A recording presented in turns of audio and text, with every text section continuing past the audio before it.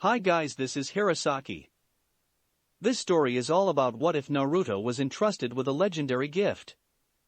When Naruto is given a gift considered legendary even in a world where walking on water is a daily occurrence for some, will it lead him on a path towards peace, or will the consequences of said gift leave a hole in his heart too large to fill? Before we start, kindly like and subscribe to this channel, and look over the description box for the author of this amazing storyline. Welcome aboard. Chapter 65, Clouds 3. Fo masked her confusion well as she ran across the tiled roofs of the small fishing village. It was a comparatively small place when compared to a large city-like village such as Konoha, but it was still a big place, especially to find someone in. However, she had been expecting the signs of a fight. After all, Jinchuriki fights were rarely contained to one place, and the damage was never minimal. Earlier, as they had raced through the trees, she had felt a large blast of potent Bijou chakra, more than she had ever felt than ever before, even from herself, meaning Utakata had for some reason gone into a full, six-tailed Bijou state.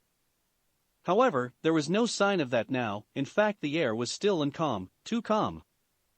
Nobody would have been prepared for when the tiles beneath their feet suddenly turned white, giving Fo and the others only moments to jump away on instinct alone before they exploded into a massive conflagration of heat and flame. However, the mint-haired Jinchuriki found that as soon as she touched down on the adjacent roof the exact same thing happened, rendering her off balance and overwhelmed as she jumped from rooftop to rooftop, having them all explode after her.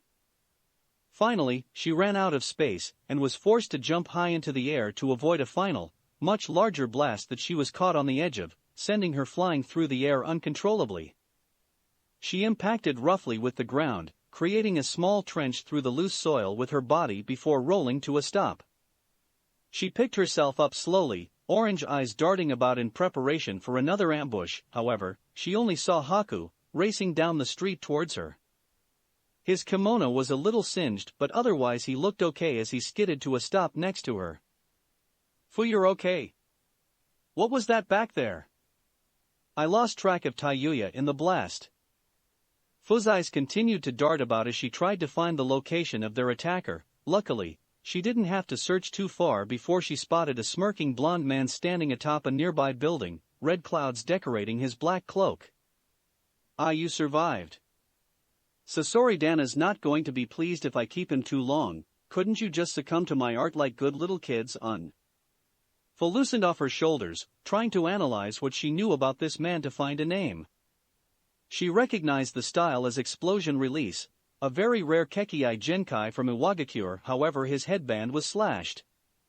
She didn't remember there being a missing nin of his description before she ran away with Naruto. Her information was becoming more and more out of date. She really needed to get her hands on a current bingo book. "Haku, this man uses explosions. The villagers here will be at risk, so try to find Tayuya, if you can, and get them to safety. I will draw him away from this place if I can." Haku hesitated for a moment as he was loath to leave his friend to face such an obviously powerful opponent. However, the tone in her voice gave him pause. He had heard that same tone before, from Naruto. It spoke of confidence and resolve, and one just couldn't argue against it. "Right." With that, the last Yuki dashed off to find their wayward redhead, while Fu turned her full attention on the former IWA bomber, who was looking at her amusedly, hand stuck into his cloak. It gave her a little more time to analyze him for any exploitable weaknesses.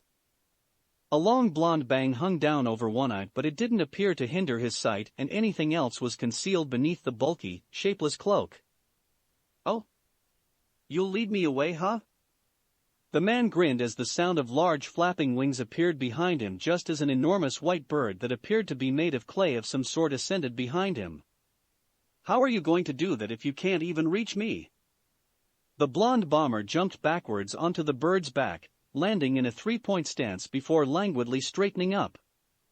Fu's eyes widened when she realized a limp form as being carried in the doughy tail of the bird, no doubt the Rokubi Jinchuriki Utakata. So, all I have to do is catch you." Fu's voice was calm and level as she gazed up at the now airborne bomber, just the smallest hints of amusement slipping through her stoic facade. In an instant, two large, insectoid wings seemed to unfurl, as if out of thin air from her back, each a brilliant yellow that gradiated to red towards the tips. Far from the extensions of her chakra cloak that they were before, these wings seemed real, as if they had always been a part of Fu. She proved just how real they were as she began to lift off the ground, wings beating furiously behind her in an orange blur of motion. The bomber was grinning as he flew off to help his partner wrap up with the Kyubi Jinchuriki, so they could make a quick getaway with the Rokubi. It was only reflex honed from hundreds of battles and intense training that told him to bank swiftly to the left, narrowly missing the spinning blur that rocketed past him like a human bullet. The spinning object paused in the air, gracefully unraveling to reveal Fu, hovering there like it was the most natural thing in the world. "You may not leave, your opponent is me."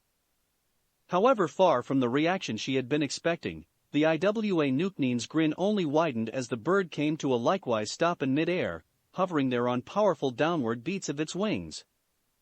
Well, green hair, orange eyes, insect wings, so that's where the Nanabai container went un. Sasori Dana will be pleased if we manage to bring back 2 Jinchuriki with us. He seemed to nod to himself as if deliberating something in his mind before grinning even further as he gazed up at Fu. "All right, Nanabai, I'll face you, my name is Deidara, remember it because it's my art that will be imprinted on your retinas in your very last moments, because true art is an explosion." Fu's eyes widened when she felt something behind her, her wings folding inwards on instinct to allow her to swiftly drop down. Katsu. It was just in time too as Deidara formed a half-tiger seal, and the much smaller white clay birds that had been sneaking up behind Fu detonated into successive blasts of heat and flame. Fu was just out of their blast radius though, spinning out of her dive to soar back up towards Deidara, wings beating furiously as she darted left and right erratically like a dragonfly. However, the blonde bomber was prepared for her, hands re-emerging from his cloak as he threw out a few more of the little living sculptures. A puff of smoke later, and they had enlarged into 2 medium-sized birds with 4 wings that immediately matched her speed as they rocketed towards her. Fu remained emotionless as she placed her own hands into the tiger seal, sucking in a large breath before breathing out a huge cloud of bright, sparkling dust that she proceeded to fly straight into, blocking her and the explosive birds from Deidara's view. The bomber covered one eye and tried to spot her with the special device he had over his left eye, but it was useless. The dust cloud only reflected the light back at him, blinding him if he looked for too long. Katsu. In a last-ditch attempt to get her, Deidara simply detonated the clay birds within the cloud, the explosion managing to disperse the optical ninjutsu to reveal Fu had vanished. Deidara's eyes widened as he spun around, ducking in time to avoid a spinning axe kick that speed was maximized by the girl dropping hundreds of feet at him. Instead, her foot hit the bird he was standing on, time pausing for a moment as the momentum carried through the sculpture before the great bird went plummeting down to the ground. If it had been alive, its spine would have been instantly cracked by the insane maneuver. Deidara watched from his fall as Fu stayed hovering in the sky, staring dispassionately down at him. He hated that look, it was the same one Itachi always gave him, taunting him with their so-called superiority he would show them. A slightly crazed grin erupted on his face as his hands once again came up into the half-tiger seal. Fu only had time to look down in shock and see the small white spiders that were suddenly covering her body, Deidara having planted them there when he ducked from her kick, before they detonated. The flash illuminated the sky even in the daylight, lighting up Deidara's manic grin. However, it was immediately replaced by a frown when no limp, scorched body fell from the smoke cloud. Confusion, then realization marred his features when the dust cleared to reveal a smaller white cloud of smoke at its center. "Ha, shadow clones, you're pretty good for a Jinchuriki." In another burst of smoke, another large bird appeared to catch him from his fall, allowing him to look around to try and spot his hidden opponent. He spotted her flying furiously away from him, the limp form of Utakata carried in her arms, so that she could get him somewhere safe.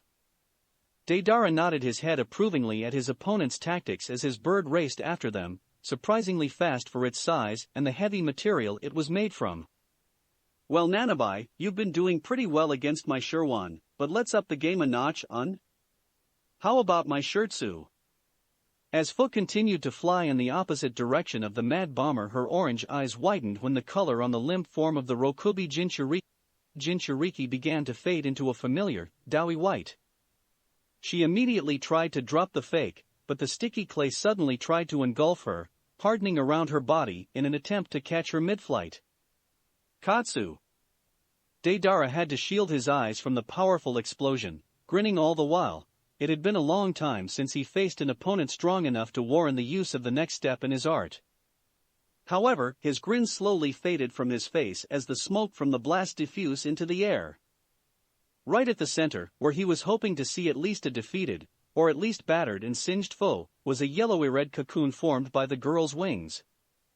It completely enveloped her body, protecting her from the blast even at such a close range. She didn't know anything stronger than the scales on the Nanabi's wings after all. Slowly it unfurled to reveal she now had 4 of the quickly beating extra appendages, each working in harmony to keep her aloft, making her seem even more like a dragonfly. She had to be careful now though, this was the limit of her control over the partial transformation. No. Deidara growled as he pressed his hands together. For the first time Fa noticed with a small grimace of disgust that the man had hands in each of his palms, complete with teeth and tongues. Those mouths were now swapping the clay between them as they chewed it up before spitting it out in the visage of a miniature dragon. It didn't stay miniature for long though, as it expanded in a massive cloud of smoke with Deidara standing proudly on its head. You haven't seen anything of my art yet. Fa did her best to ignore the seemingly mad ramblings of the bomber, while keeping an eye on him, as she scanned the surroundings for any sign of the missing Rokubi Jinchuriki. She spotted him in the slowly dissolving body of Deidara's original mount that she had kicked out of the sky.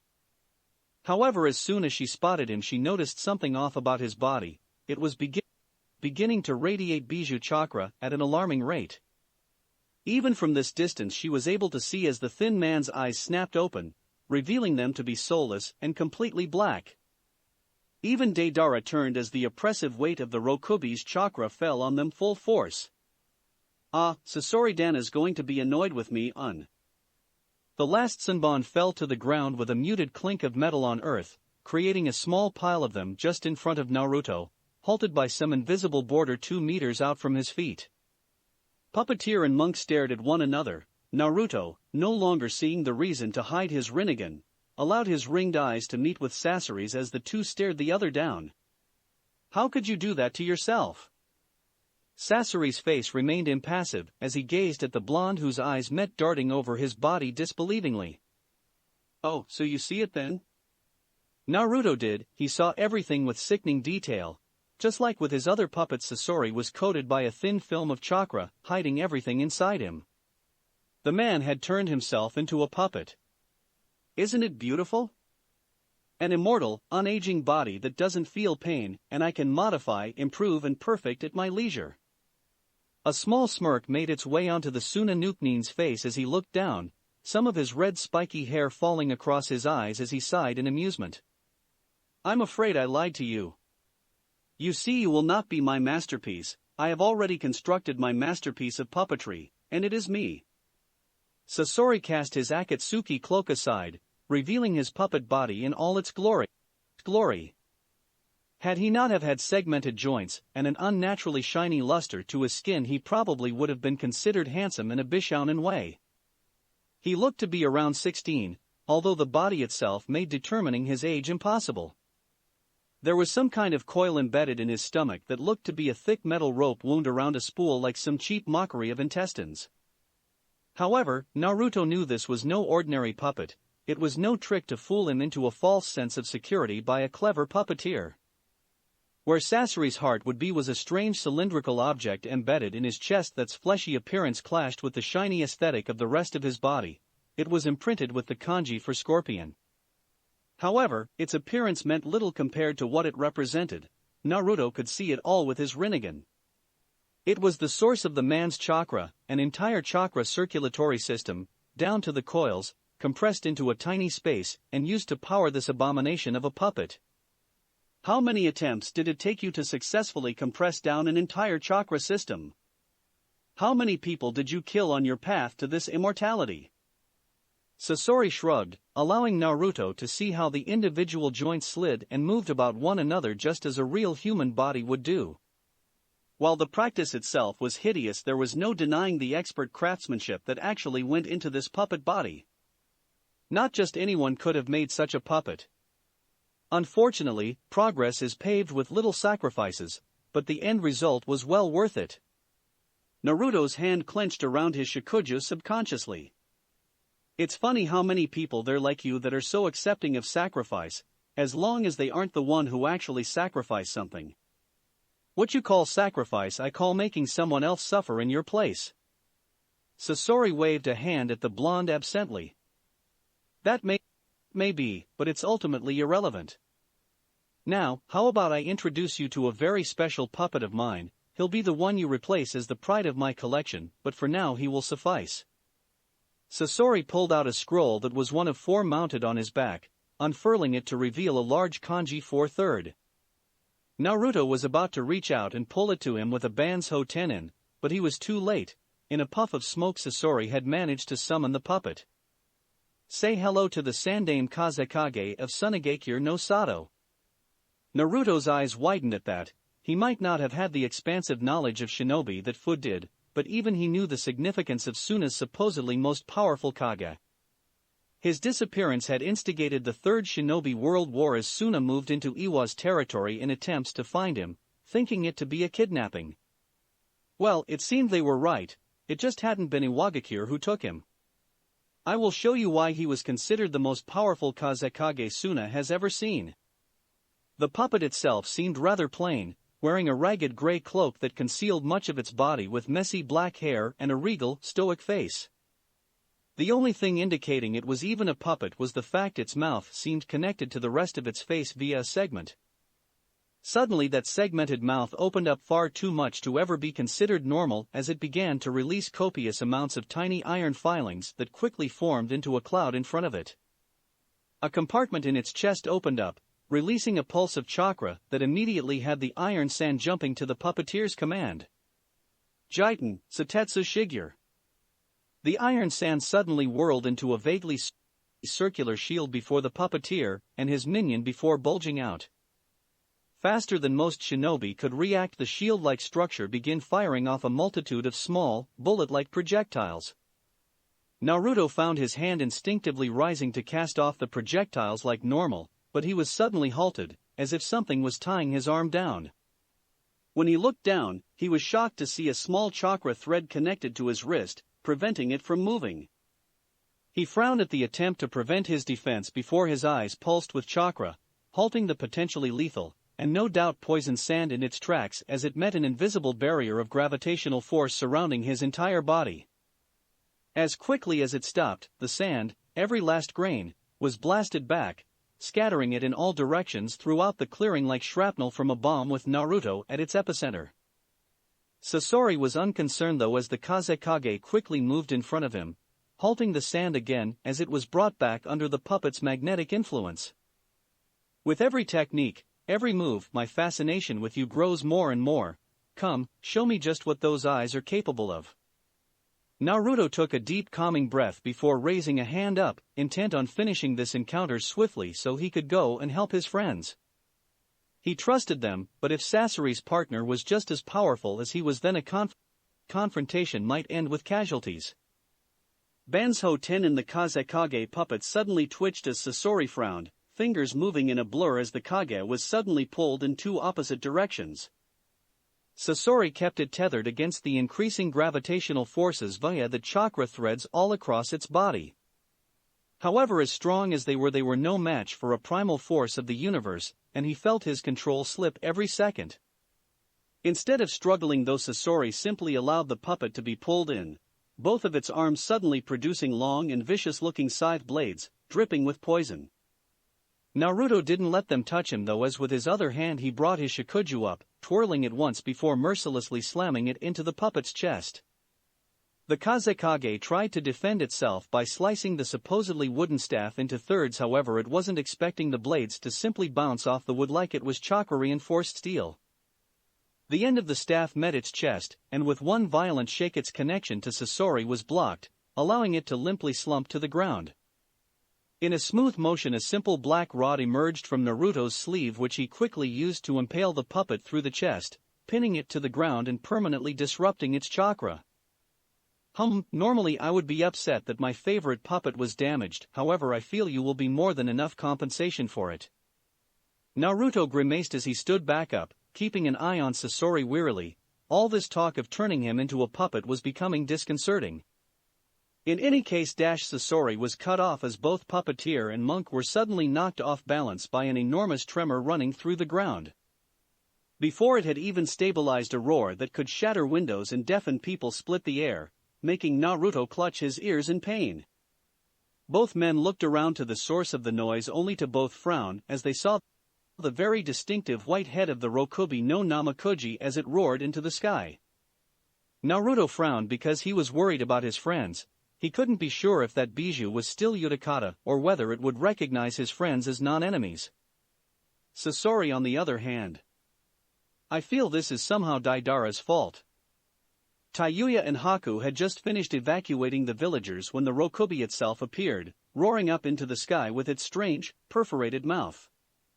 It was an ugly creature, appearing to be an enormous white slug that was constantly dripping with mucus like a slimy snowman.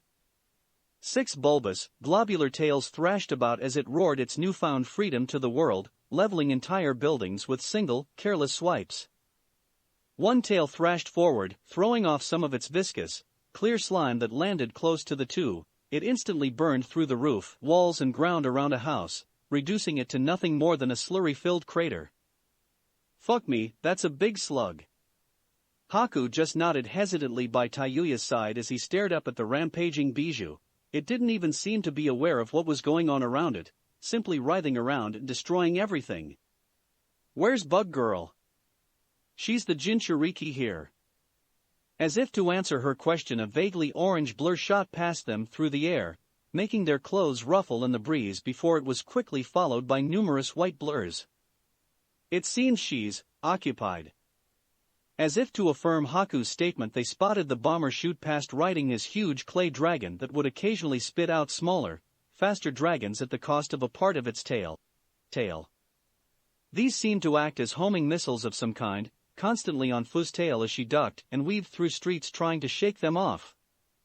Unfortunately for her, her shadow clones could not manage partial transformations like she could, as they only contained Komiai's chakra, not her will, and quickly lost control of the forms, dispelling themselves, making them useless as distractions. Wait, are you saying that we're the ones that have to face that thing? Haku nodded grimly as he looked up at the still rampaging slug. Around it was quickly dissolving as it shook off more and more of its acidic slime. At least until Fu or Naruto can help us. Tayuya groaned before taking a calming breath, then another, and another. Watch out! The redhead was suddenly tackled to the side by Haku, her eyes wide before they narrowed angrily. The fuck you doing, fem? She trailed off though when she spotted the smoking, dissolving crater where she had just been standing. She looked up at Haku with wide eyes, her cheeks turning a pale shade of red as the ice user looked back down at her, suddenly realizing the slightly compromising position they were in with him straddling her. Haku, you! An ear-splitting roar knocked them out of their stupor as they both winced in sync, Haku quickly rolling off the redhead. Alright, the bijou. Haku just nodded quickly, seeming a little flustered as the two dashed off towards the rampaging creature. Fu tucked her wings in and rolled through another tight corner and under an archway in her seemingly endless weave through the village. Not only was she having to keep ahead of the annoyingly fast clay dragons that would explode if they got too close to her, she was now forced to dodge in and out of the random splashes of the Rokubi's corrosive slime. Her only break was the fact that the dragons were no more immune to it than she was, and already more than a few had been taken out by the clear, but lethal mucus. Some other she had managed to make crash into things in her complicated and reckless flight through the village. However, Deidara never seemed to run out of them, and she couldn't look back to see how many more the larger Shirtsu dragon could make. She grimaced as she suddenly flew up, her wings beating in overtime for the sudden lift. She knew she would have to do something unwholesomely stupid in order to shake the homing missiles off her tail. She did just that as she performed a shudderingly fast and sudden U-turn midair, shooting straight back towards the little dragons and trying to pick up as much speed as she could. Just as she reached the first one, which looked to be reaching out to grab her, she tucked in, folding her wings around herself as she spun through the air, twisting like a human drill. Deidara grinned widely as he saw the girl fly straight into his cloud of missiles, watching them light up and explode one after another, bathing the sky in fire and smoke. However, his hands began to tremble in rage when that same spinning drill re-emerged from the smoke, a skull sliding across his face. Fu stopped, allowing her blackened and slightly torn wings to unfurl. She hadn't come out of that maneuver unharmed. Her skin was singed in places and reddened from the heat in others, but she was alive, and most of the Shirtsu dragons were taken care of. The only one remained was the original that Deidara was riding. She knew just the way to defeat it too. Deidara had also decided to take advantage of the lull in combat, calming his irritation at the girl's survival as he willed his dragon to fly forward. He would bathe this girl's last moments in his art if it was the last thing he did. Even Itachi didn't cross his mind at this point. He wanted nothing more than to see this Jinchuriki vanish into flame and smoke. Fu ran through hand seals as fast as she could before throwing her hands out, feeling as the water in the air condensed in front of her to form a perfectly flat, round mirror. Suiton, Mizukagami no Jutsu. Deidara only saw the reflection of his dragon in the mirror before Fu turned the floating water circle 90 degrees. Instantly an exact copy of the dragon, even complete with a duplicate him riding on top, emerged from it. There was too little distance between them though for Deidara to turn away before the two collided. The explosion briefly matched the brightness of the sun, as even the Rokubi turned its head to look at it. The resulting shockwave collapsed the nearby buildings, and almost blew Haku and Taiyuya off their feet as they ran. Fu caught her breath as she hovered there, glad now that Naruto had seen fit for her to learn some of the Mizukage jutsu as the strongest water type in their group that would use it. Finally, the massive cloud of smoke and dust hanging in the air dispersed as a lone figure dropped out of it, slamming into the ground viciously and creating a decent-sized crater from his fall. Hesitantly and carefully Fu flew down to where Deidara had crashed, spotting his burned, but still alive body lying at the crater center. Pretty good for a Jinchuriki, The blonde bomber coughed, grinning madly as he tried to stand up, only to collapse back down thanks to his weak limbs. Fu was careful in approaching him as she had been tricked by clay clones before, however. When the blonde bomber showed no sign of turning white, she breathed an internal sigh of relief. But you know, I can't let you win, not without fully experiencing my art, His words were a little shaky and Fu took them as the dying words of a psychopath. However, she still took a step back as a manic look entered his eye. She found she couldn't move her legs fast enough as Deidara suddenly grabbed some clay from his pouch and quickly ate it, his body quickly bulging out grossly until he better resembled a large, vaguely Deidara-esque amorphous blob. Naruto stood in awe as a veritable army of puppets blocked out the sun above him. He couldn't even count them all, but considering the name of the technique there were 100. Their chakra strings were all connected to a compartment in Sasori's chest, hundreds if not thousands of the thin, almost invisible blue threads filling the air in the Akahiji, Hyaki no Sawan. However, before he could even fully appreciate the magnitude of the puppet performance, a massive explosion had the surroundings shuddering from the force. For a moment Naruto's eyes widened, thinking the Rokubi had set off a Bijudama. However, when he looked, it was still thrashing about, parts of its body freezing at irregular intervals. That would be Deidara finishing up with one of your companions. I may disagree with his concept of art, but he is at least competent as an explosives expert. Naruto's eyes widened even further at that before coldly closing. Sasori watched on in curiosity at what he perceived as a sign of mourning. Don't weep for your friend just yet, QB Jinchuriki, our fight is not over yet. When Naruto didn't answer, Sasori's face twitched slightly, 10 of the puppets in the sky rushing down to remind the blonde their fight wasn't over just yet. However, he was not expecting for the boy to suddenly lash out, black chakra rods sliding into his hands faster than Sasori could even follow, digging each one into the chest of the puppets one by one in an intricate, almost dance-like movement before he paused, eyes still closed. This fight is over, I can't just be stalling anymore, my friends are in danger. Naruto's eyes slowly opened again, however the previously bright, violet color to his Rinnegan had been replaced by a deep, metallic gold. Chapter 66, Clouds 4. Sasori made no indication he had even noticed the change that had overcome Naruto, specifically in the teen's eyes.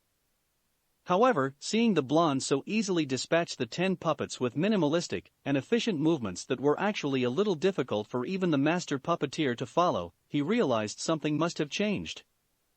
He said nothing as the hundreds of chakra threads all began to move and writhe in one great, intricate, and deadly performance. All 90 of the remaining puppets out in the open flew at blinding speed towards the lone monk, their multitude of varied weapons bright to bear, each dripping with generous doses of poison that would put even a Jinchuriki down. However, even with his near-emotionless puppet body, Sasori couldn't mask his surprise when Naruto made no move to dodge or counter-attack in any way. There was a clang of metal grinding against metal as swords, staffs, axes, halberds, and many other weapons collided with Naruto's skin, none of them even making a scratch against the Azura Path's defense, empowered as it was by Senjutsu. Naruto looked up, his gleaming golden eyes locking with Sasori's for a moment so he could see that his opponent understood just how easy it was to ignore those attacks before slowly, almost languidly closing his eyes. Sasori realized too late what was about to happen as chakra threads moved in a frenzy to pull back the multitude of puppets crowding the blonde. However, there was no distance they could have gone to protect themselves as Naruto's eyes suddenly snapped open, the darker golden ring surrounding his pupil bulging ever so slightly. A wall of force so strong that it was actually visible, thanks to the air it was displacing as it moved, slammed through the army of puppets. Left and right the marionette army was crushed, thrown back, or simply rent apart by the destructive gravitational forces that passed through them. Naruto hadn't even had to call out the name of the technique. "I see you are holding back on me, Kyubi Jinchuriki. I feel insulted, although you having the ability of Senjutsu at such a young age is rather incredible. Do you think you would retain that ability as a puppet? I hope so myself." This time Naruto felt nonplussed as Sasori casually discussed his posthumous puppetification. He was still not used, nor did he think he ever would be, to the sheer power he felt as the raw element of nature flowed through his body, strengthening it and enhancing his senses. Sasori, seeing his psychological games were no longer having any effect, hardened his features until they were nothing but a cold, calculating mask. "Very well, the destruction of a few puppets is acceptable, they can be rebuilt. Do you want to see just how many I have? How many lives have fallen at my feet only to be honored by their immortalization?" Naruto just continued to walk forward towards him, absently sliding a chakra rod out of his sleeve to stab a still twitching puppet lying broken on the ground, never once taking his eyes off the red-headed puppeteer. "Don't think this battle is over thanks to a slight power boost, Kyubi Jinchuriki, you still have yet to face myself." Sasori brought his hands as he jumped back, large propeller-like blades sprouting from his back that whirred to life, carrying up and away from Naruto. The blonde broke into a sprint as compartments in Sasori's palms opened up, revealing 2 gleaming pipes that wasted no time in rotating suddenly. An intense roar burst from the pipes as white-hot flames, condensed into a concentrated and focused stream, burned through the air at Naruto. However, with nature chakra flowing in harmony through his body, it was as if time was slowed for the young monk. A long chakra rod the length of his body slid from his sleeve as he caught it, and began spinning in front of himself. From behind his own flames, Sasori couldn't see Naruto's right hand spring into blue flame, and red burst to life in his left. Banbutsu Suzu, Shinjukyu. The spinning form of the chakra rod suddenly merged together at the same moment the flames reached the blonde. Sasori's puppet eyes could only widen as the monk flew straight through the stream of flames that could easily melt boulders. For a moment his mind faltered as he tried to comprehend what he was seeing. Unfortunately, that gave Naruto enough time to close the distance between them just as the last of the flames leaked from Sasori's handpipe. While the puppeteer's immortal body could feel no pain, he certainly felt the impact as Naruto brought whatever it was he had created around to crash into his stomach. However, it didn't seem to stop there, and before the red-headed Tsunanuknin fully knew what was happening, the flat, circular object had completely sawn through his stomach area. He watched, blinking in confusion as his lower half, complete with some of the prehensile cable he had wrapped up in a compartment there, stumbled a moment before falling to the ground. Naruto landed gracefully on a branch opposite him, still bearing those burning golden eyes as he watched for any signs of tricks from the master puppeteer. That was no summoning, you created something from nothing.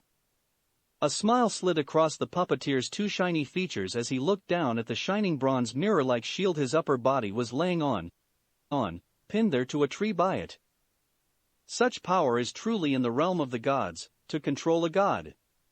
His eyes glazed slightly at the thought of the power he could wield at his fingertips as Naruto closed the distance between them cautiously, wary for any tricks the living puppet might have. You. Naruto had barely begun to talk before both combatants blinked, noticing an increasingly large shadow appeared above both their forms. Even Sasori's supposedly inanimate eyes widened in shock as they both looked up. Fu stared up at the sky dazedly, uncomprehending what was going on around her. There were people, maybe people she knew? She couldn't tell, their forms were blurry and inconsistent, and her mind kept slipping when she tried to think of their names. There was a ringing in her ears, it was so loud and all-encompassing she just couldn't focus on anything else. Was she dead? That didn't sound right. No, she still had something to do, didn't she? What was that? What was it she still had to do? Why couldn't she remember? What was with this annoying ringing that blocked out all other sounds? She blinked slowly again, rolling her head as the whisper of a word made it through the buzzing in her ears. Buzzing, why did that sound familiar? Something to do with bugs, right? What was that sound they kept making as she lay there? Was it important? Fu. That's right, her name, it was Fu, such a strange name. Fu, more of a syllable than a word really. Was it just her, or was the ringing getting quieter? Ifuu. Reality crashed back down on the mint-haired girl as she sat upright suddenly, her orange eyes wide with shock as she panted heavily. She immediately noticed Haku kneeling next to her, hand glowing with a calming, soothing green light. She realized why when she took stock of the state her body was in. Burns littered her body like her skin was trying out a new color. Her clothing was in tatters and it seemed that the only thing protecting her modesty, what little of it she had in any case, was Haku's kimono top. She had never really noticed how toned the dark-haired Yuki was before. Eyes up, Minty. Fu shook her head as Taiyuya's voice snapped her back to reality again, a faint tint of red entering her cheeks for a moment. I apologize, it appears I might have a concussion. Haku just nodded, trying to ignore the way Fu's eyes had roamed his bare chest for now. He got enough of that when Taiyuya thought he couldn't see her. Luckily that's the worst you got, the burns are only minor and should be healed easily, especially if Naruto does it. It seems your wings took the brunt of the explosion. Sure enough, when Fu looked to her side she saw the charred, blackened remains of her wings lying limply beside her. With a blink she realized that could have been her. She frowned at that, she had nearly died fighting that bomber. If that hadn't been a suicide move of some kind then he would have won, she would have been in no condition to defend against him. Are you okay? She looked up again, realizing she had been quiet for a little too long. Haku was right to be worried though, she had just had a concussion after all. However, she was just as competent a medic, she knew when she was or was not at 100%. She wasn't, but that was besides the point, she knew she didn't really have a concussion. If you are here. She trailed off as she shakily got to her feet, Haku on hand in case she fell. However she managed it on her own. Does that mean the Rokubi is? He trailed off again, noting the distinct lack of a massive, rampaging slug in the near vicinity. However, there was a rather suspicious trail of mass destruction heading off in the direction of the forest, more specifically in Naruto's direction. Taiyuya and Haku just widened their eyes in realization as they too looked around. Well, we saw you get hit by that explosion. Haku seemed very confused by the lack of the bijou, his face almost perfectly mirrored by Taiyuya, as they both stared uncomprehendingly at the place it should have been. It was right there a moment ago. If it had been any other situation Fu might have chuckled at the expression on the redhead's face. However, right now laughing would only exacerbate her own wounds. Did you two seriously just lose a bijou? There was a moment of silence before both teens dropped their heads slightly, another comical sight for another time. Naruto dived back just in time to watch as an enormous, slimy white tail crashed down where he had just been standing, easily tearing through trees as large globs of slime began melting the surroundings. Looking up, his golden eyes could only widen at the sight of the Rokubi itself rising up above them, blocking out the light of the sun with its enormous body. Its chakra presence was just immense. Standing near it was like having a weight thrown onto his shoulders. It was unlike in his seal where some of the bijou's chakra was filtered away by the bars. Out here it was the real thing. However, in his awe at the beast, he nearly allowed himself to get caught as Sasori went on the attack again. He shifted his body to the side as the thick, rasping, prehensile cable that was sharpened to a fine point at one end shot past him. It too glistened with viscous, purple poison, and Naruto knew that even a graze from that weapon could be lethal, and the file-like texture ensures it would easily shear through skin. He had a lot of trust in his Azura Path's defense, but using it dulled his senses. Otherwise, there should have been no way a bijou could have caught him off guard like that. Granted, it had always kind of been there in the periphery of his senses, so he had mostly paid it no mind, but it had nearly cost him. Matatabi had told him that psych and slime could even corrode the skin of the other bijou.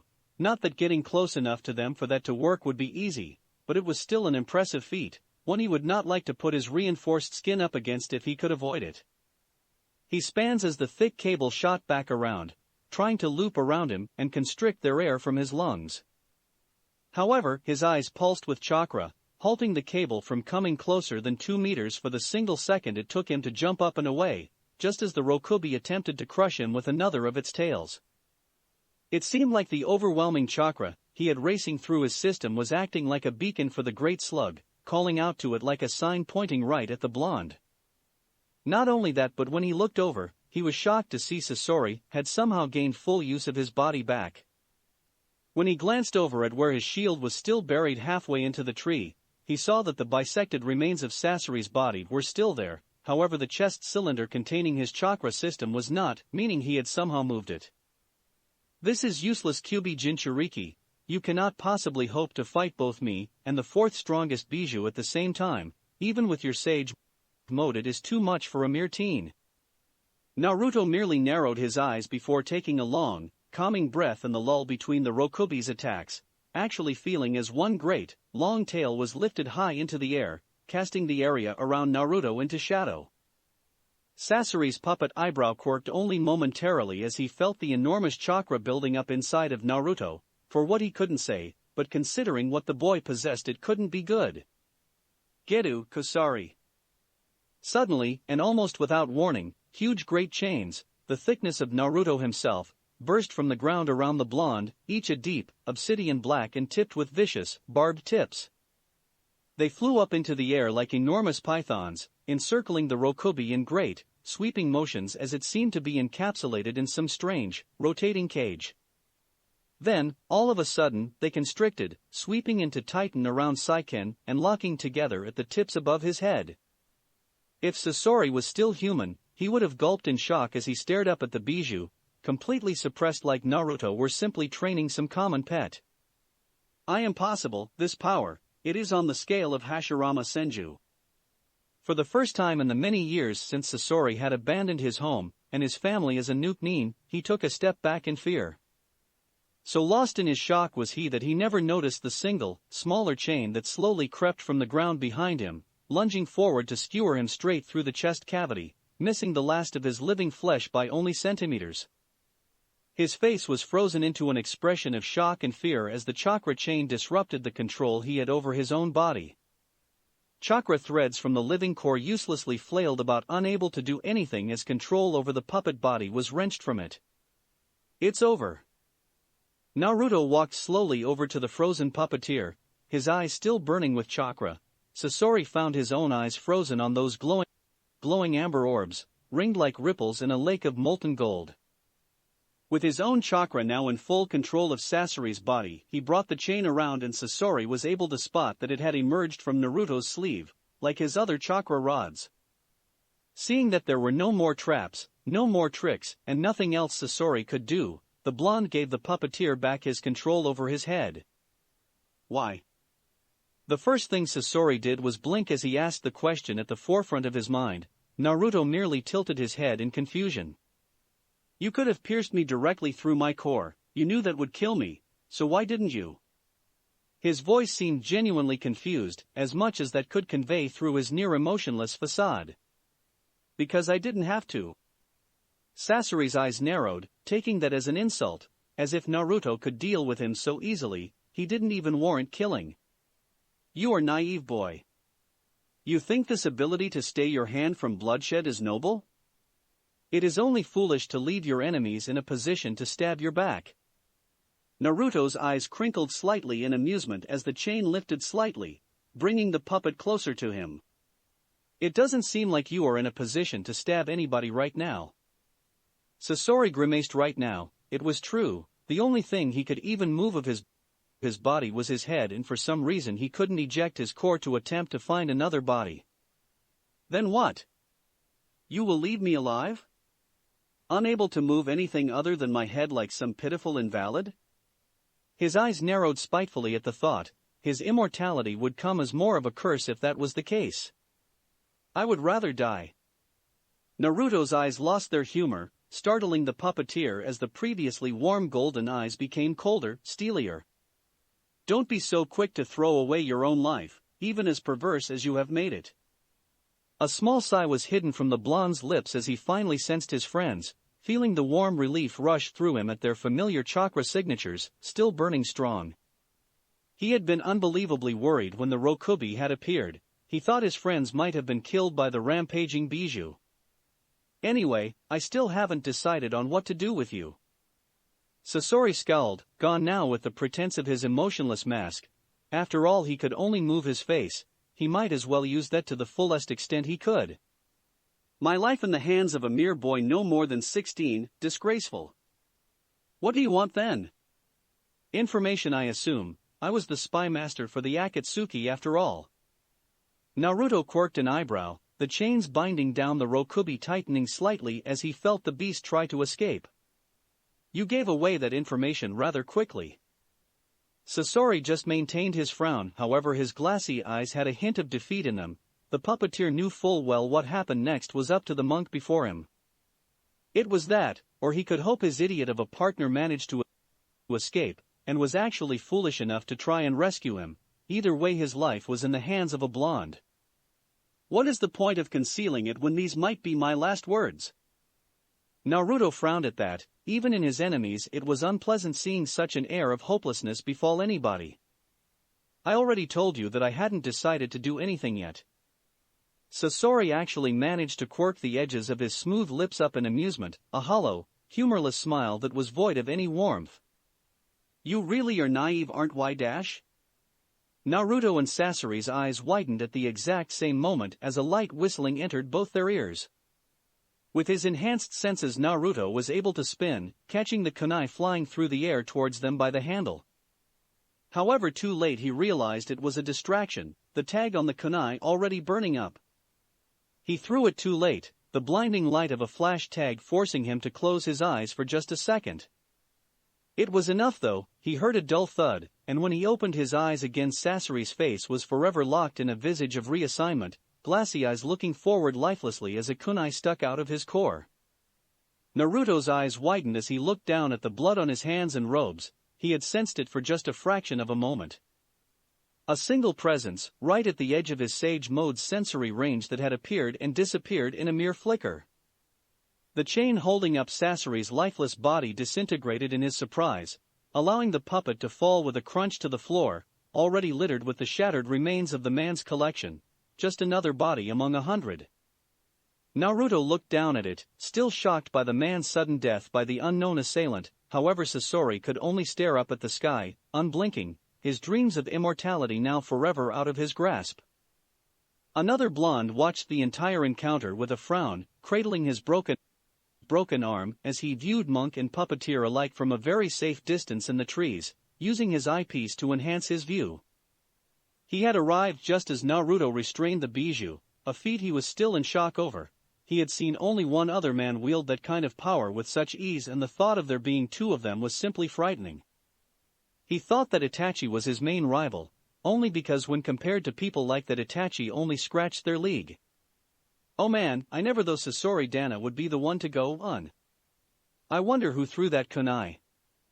He hadn't sensed anybody nearby when the simple weapon was thrown, and it had managed to sneak past the senses of the monk, who seemed to be in some kind of enhanced state. That would be me.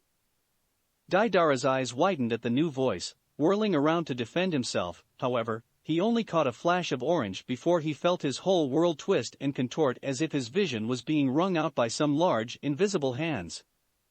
Then, darkness. Once Naruto was sure the attacker was not going to strike again, he had realized the assailant had been after Sasori all along and not him. He allowed a small smile to work its way onto his face as he turned to see his friends walk into the clearing, or in Fu's case, stumble.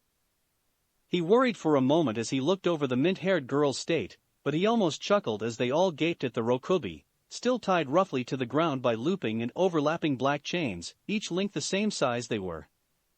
It too turned to look at the newcomers, roaring loudly at them in its strange, high-pitched and garbled way, as if it were trying to speak through water. Setting his features, Naruto walked out in front of the beast, throwing a comforting wave towards his friends as he moved to stand in front of the bijou, his eyes still burning golden with nature chakra. He had found, interestingly enough, that he could maintain sage mode for an incredible amount of time. Once he had actually made the link with nature itself, he could continuously draw in its chakra through his preta path. The only problem was that after a certain amount of time, around 15 minutes, it began to get exhausting to maintain. He could go longer, but the strain it put on his body probably wasn't worth it. Saiken. He had hoped the Rokubi might respond to its name in some way. However, when he looked up at those twitching, stalk-like antennae, he saw no recognition, or even anything to suggest intelligence behind all that rage and power. He frowned slightly. This wasn't right. The bijou were all intelligent to a varied degree, they were all thinking, living beings. Saiken. His voice, enhanced by chakra, finally managed to catch the great slug's attention, however not in a good way. It wormed and writhed in its bonds as it turned to face the young monk, suddenly throwing its bulbous head up into the air. Get back! Naruto quickly realized just what was about to happen as black and white balls of almost liquid chakra began to be drawn from the air, collecting above the Rokubi's perforated mouth. They all drew together until a large, pulsating ball of dark chakra hung in the air above the bijou, practically glowing with sheer energy. The Rokubi couldn't actually reach up to swallow the Densimari, so it did the next best thing, throwing its head forward as it launched one of the most powerful attacks known to shinobi right at the group of teens. Shinra Tensei.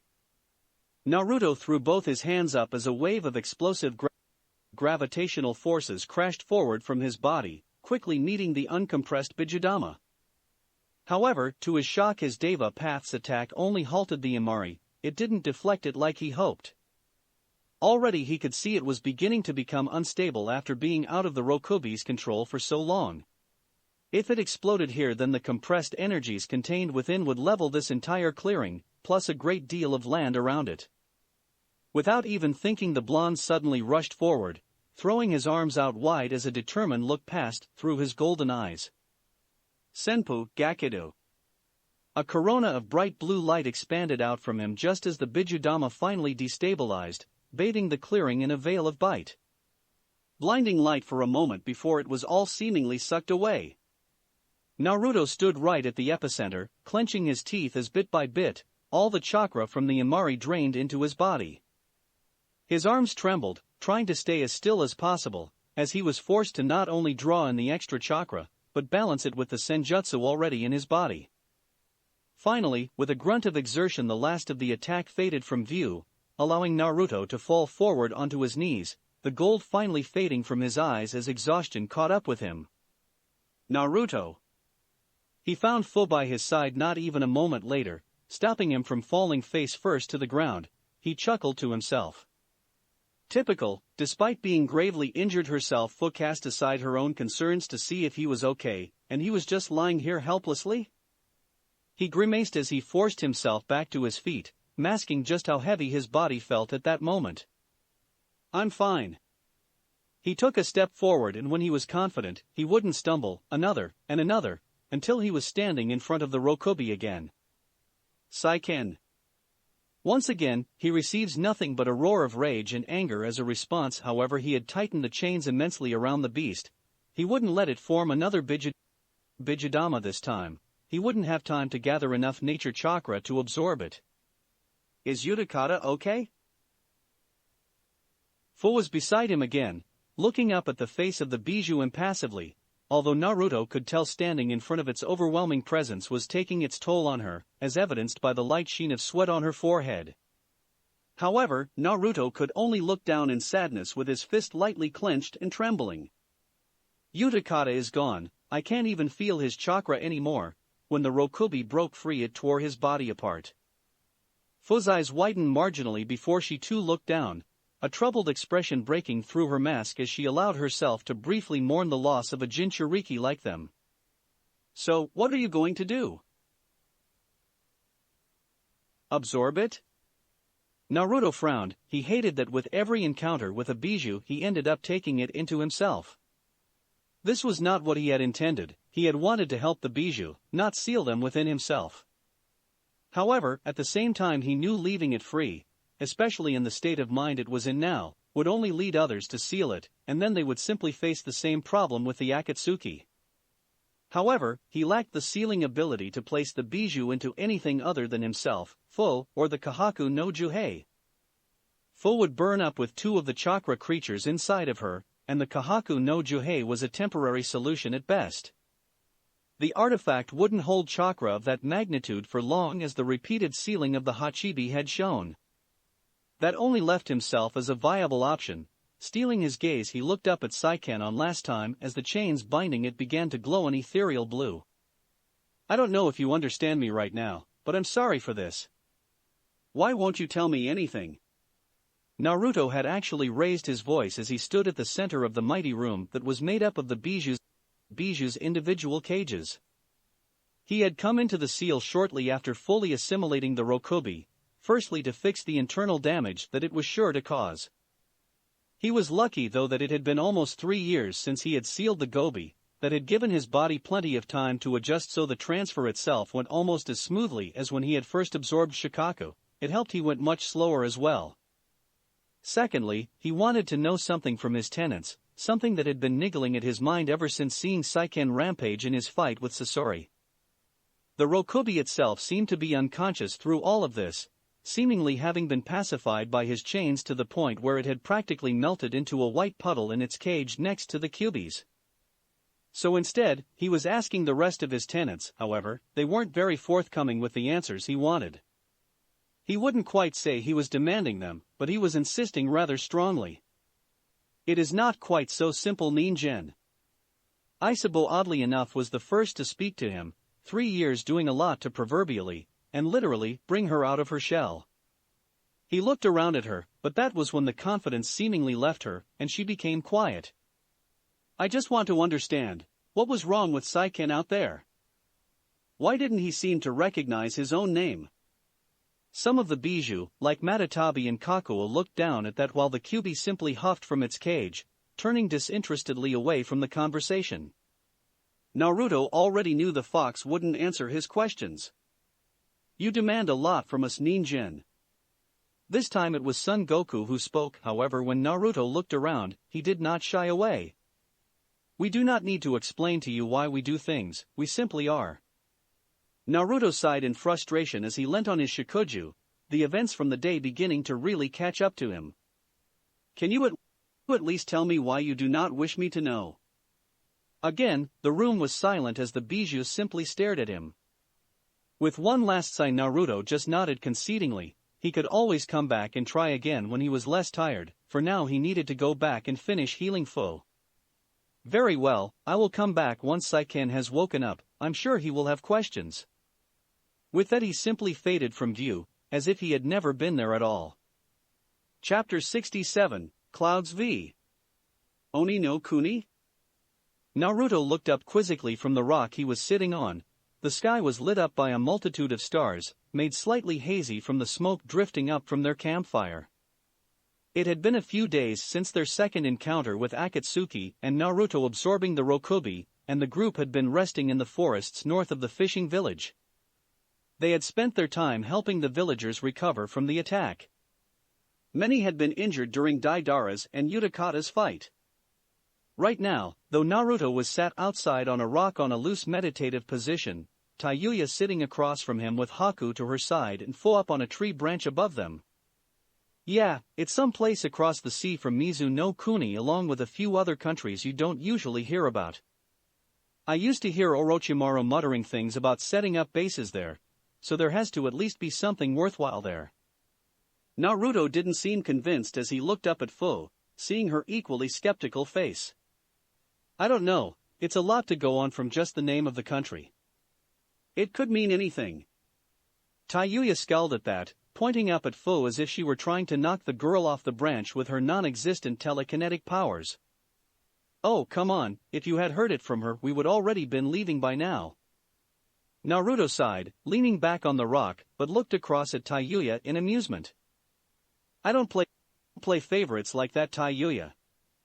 The redhead just snorted, folding her arms under her chest in a very childish manner and glaring at the blonde. Yeah, sure you don't.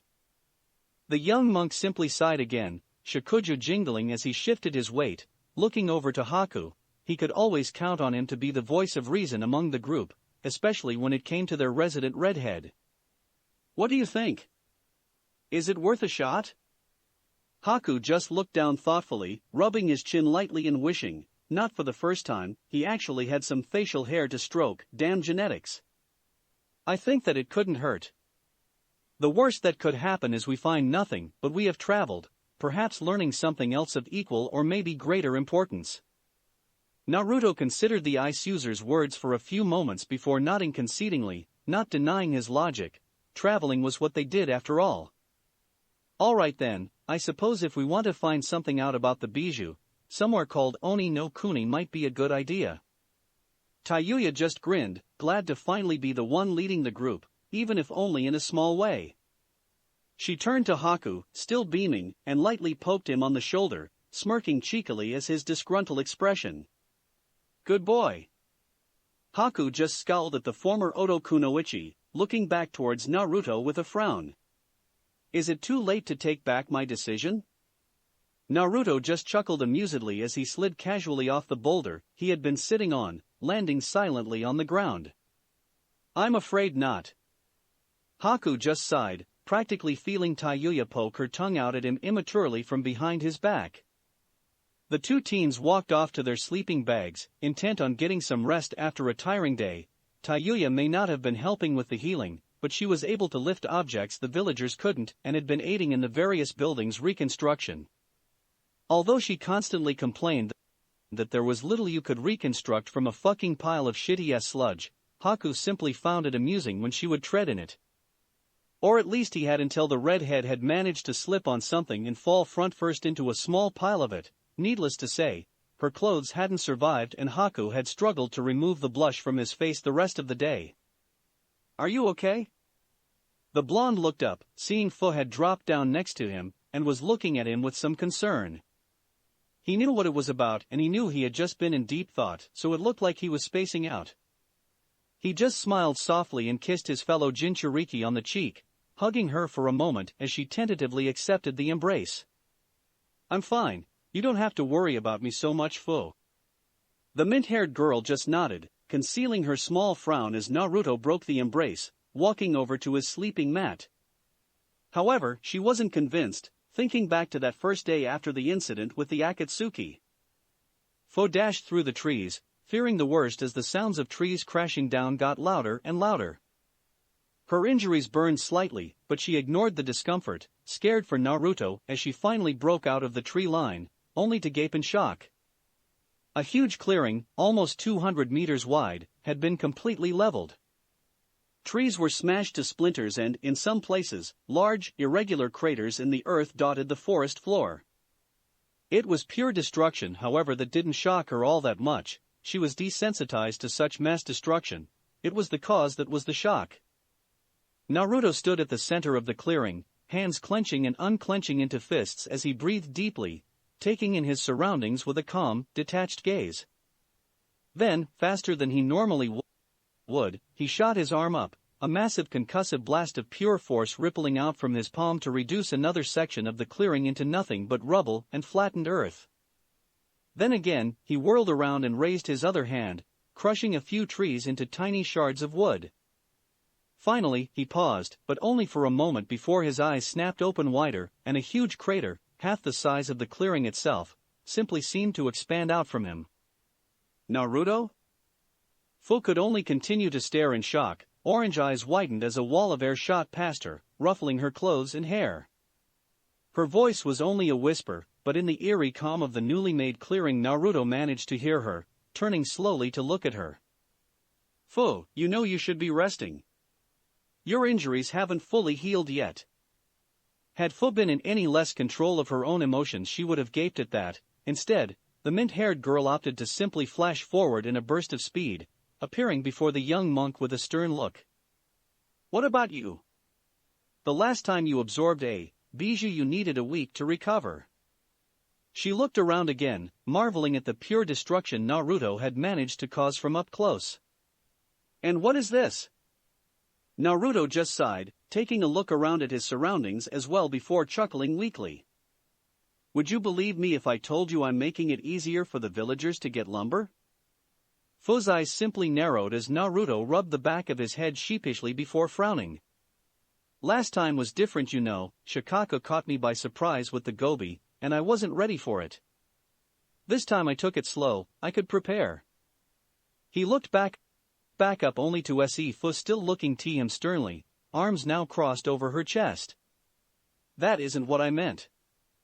She took another purposeful look at the ton-up surroundings before looking back to Naruto.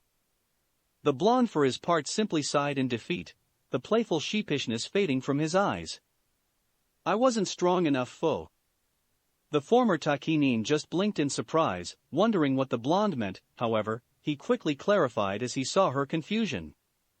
Back there with the Rokubi, I couldn't deflect that Bijudama.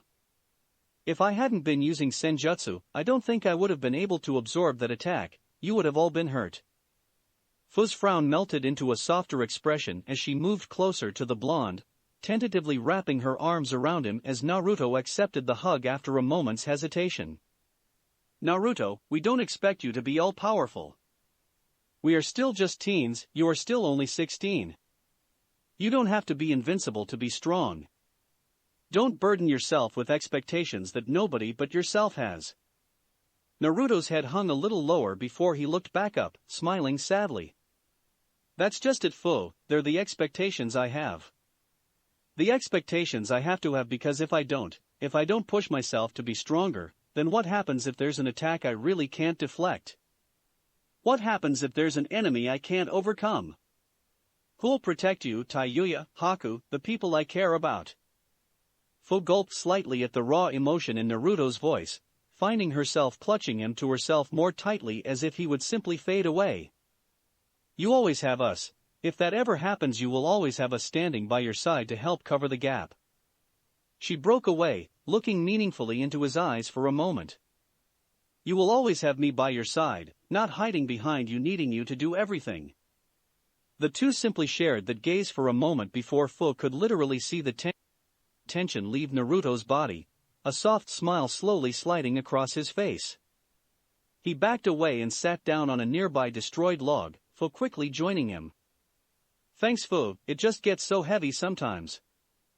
Fu could see that. Recently Naruto had seemed more detached from everything, having longer thoughtful moments to himself. Then share some of the weight. The blonde's smile widened as he instinctively moved to kiss Fu, however the girl anticipated it, and instead of her cheek he met her soft lips. Rippled eyes widened for a moment in surprise before softening into a look of bliss as Fu made to deepen the contact. It was only a breathless minute later that the two teens parted from the other's touch, cheeks rosier and smiles a little wider. They sat there in silence for a while before Naruto chuckled. Did you know I can't use Shinra Tensei consecutively? Fu blinked at the odd question before shaking her head. She hadn't known that, but then again, she had never seen Naruto need to use them so quickly before. Yeah, me neither. Turns out that after using one it almost blocks my chakra system from using that particular form of molding for about 3 seconds, I had never noticed before. Fu looked around, motioning to the damage done to what had previously been a perfectly normal sector of forestry. Is that what you were doing, testing your limits? Naruto just shrugged non-committally, getting an approving nod from the other Jinchuriki. Knowing your own limits was important so that you knew what you were capable of, and so that you knew how to overcome them. How about testing something else then? Naruto just raised an eyebrow in curiosity at the somehow too innocent look in the girl's face. He hadn't even known she could make that expression. What did you have in me? He was cut off as warm, soft lips met his own once again, freezing his mind for a split second before Fu parted again, smiling at him tenderly with lidded eyes. Oh. Tayuya and Haku didn't see the two for another few hours that night. I already told you, it was a joke, don't take it too seriously. A whiny, high-pitched voice reverberated around a small, dank cave that was sparsely lit by only a small oil lamp atop a simply wooden table. It was juvenile and unnecessary. Sometimes you are far too much like Spiral. In comparison, the deeper, raspier voice that answered it couldn't have been more different. It was darker, more ominous. I think I'll take that as a compliment. After all, Spiral Senpai was a good guy, like Toby. The darker voice simply grunted in annoyance, alone yellow eyes narrowing contemptuously. I don't understand why you encourage him with that idiotic personality. It is beneath someone of his lineage. The higher-pitched, more childish voice just chuckled light-heartedly. Oh, it's all in good fun. After all, if he was serious all the time, what would be the fun in that? Another grunt was his response as the person to whom the deeper voice belonged to looked away in irritation. This is not about fun. If Master Sama were here he would waste no time eliminating that degrading personality of his. The higher-pitched voice simply sighed, as if this very same conversation and argument had happened many times before. If an outsider were to look in on this conversation, they might have seen quite possibly the strangest sight in their lives. A strange, black-cloaked man with green hair that appeared to have long, Venus flytrap-like extensions growing from his shoulders was arguing with himself. Except that wasn't quite true. The man had two halves, literally, a black and a white half, perfectly bisecting him vertically. The deeper voice belonged to the black half that seemed to have no visible mouth and a deep, pupil-less yellow eye with no sclera. The higher-pitched, more whimsical voice belonged to the white half, who had more normal facial features. In any case, however, both went quiet as they spotted a slight rippling of the air in one corner of the cave. In a blur of chakra and twisted, displaced air, another man stepped into the darkness of the cave, casually throwing a slightly taller, unconscious blonde to the ground. They both wore the Akatsuki cloak. However, the newcomer also bore a spiraled orange mask over his face, the right eye hole being the center of the whirlpool-like design. Is Toby okay? The man looked up, as if he were only noticed the strange, two-toned man for the first time. However, Zetsu wasn't a fool. He knew perfectly well this man had known exactly where he was from the second he appeared in his spacetime ninjutsu. Zetsu, I need you to go keep track of the Kyubi Jinchuriki. The plant-like man stood slightly taller at that, sensing the serious tone in his master's voice as he could practically feel his lone eye narrow dangerously. Do not lose him this time. The half-black half-white man quickly nodded, both sides of him feeling the oppressive weight of the man's chakra. Of course. Right away, Toby. Zetsu wasted no time in melting through the floor, connecting with nature once again to quickly take off, searching out a specific chakra signature. Fool. The masked man was left alone in the dark cave, staring down at the limp form of the IWA Nuke Nin before sighing, removing his mask to casually toss it down on the table before taking a seat on the slightly damp floor. It would appear I severely underestimated the Kyubi Jinchuriki. The man chuckled in slight amusement as Deidara moaned slightly, drooling onto the floor in his unconscious haze. Not to mention the company he keeps. He sighed, rubbing the right side of his face lightly as he had a tendency to do in private. To think he awakened the Rinnegan, this couldn't have been foreseen. A thoughtful look passed over his face, brow crinkling slightly. Maybe this could be used to my advantage. He sat back, going over the meticulous plans upon plans he had set in place before now, spanning decades in complexity. None of them had planned for this eventuality though, how could he? He sighed, shaking his head. Eventually he would have to pit them against one another, however that conflict would be the linchpin of what came after, the victor determining how his plans would unravel, always towards the same ends of course, just details. Yes. He nodded to himself, a sly smile crossing over his pale features that the flickering light from the oil lamp cast into an eerie glow. That was certainly the solution, but first, a test of his powers, that would be important also. His smile descended into a smirk as he reached for his mask, clipping it on over his features as he stood up. He knew the perfect people for the job. His deep red Sharingan blazed in the darkness as the air twisted and warped around him, then, he was gone, taking Deidara with him as the cave once again became silent. Waves crashed against the large boat in rhythm with the motion of the vessel, causing the ship to undulate in what many considered to be a sickening motion. However, Naruto, standing at the prow of the ship, found it calming. Out here on the ocean, with water practically saturating the air for miles around, his vision was at its greatest, not that he could sense anything other than the occasional bird or ship very far off in the distance. The journey between South Mizu no Kuni and the continent to the east of the elemental nations took around a week, and they were nearing the end of the trip. In fact, if Naruto pushed his senses out to the max, he could actually feel the shore 4 kilometers away. What are you thinking about? Naruto didn't even have to turn to know Haku was standing right behind him, being able to feel everybody on the ship from where he was. Everything and nothing. Haku just gave an amused smile as he walked forward, resting his arms against the guard rail of the ship and staring out at the panoramic view of the ocean around them. The rushing waters reflected the light of the stars above them like each little pinprick of light was submerged in the watery depths. So, nothing complicated? Naruto grinned as he turned, resting his back against the same railing as he turned to his only male companion. You're not usually so talkative, Haku. What changed? Haku grimaced as he looked back towards the stairwell that led down to the crew cabins. Tayuya snores. The blonde was quiet for a moment before both boys broke out into laughter. When they had come onto the ship there had only been 2 free cabins. Naturally Fu had opted to share with Naruto, leaving the redhead and the ice user to their own devices. Both boys sighed lightly as they leant back on the handrail, looking in no particular direction as they were both left to their thoughts. Naruto glanced across at Haku for a moment, taking in the boys' new appearance. All of their previous clothes had in some way been damaged by their respective fights, so in a town they passed Naruto had decided they all needed new clothes.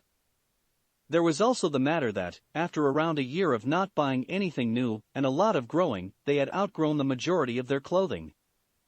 The Yuki himself hadn't actually changed all that much, sticking with baggy brown pants that stopped just above his ankles, revealing the traditional, but tailored Geta sandals he wore. Lower down to the ground than most were. He had also acquired a few new short-sleeved kimono tops, his favorite being a deep blue one with a simple cream trim that reminded him of the one he often wore when he traveled with Sabuza. Under that he wore a modest long-sleeved brown shirt, a similar color to his pants. In a similar vein to the nostalgic clothes, Haku had asked Naruto to make him a plain white porcelain mask which he himself had added a long red wave-like design to.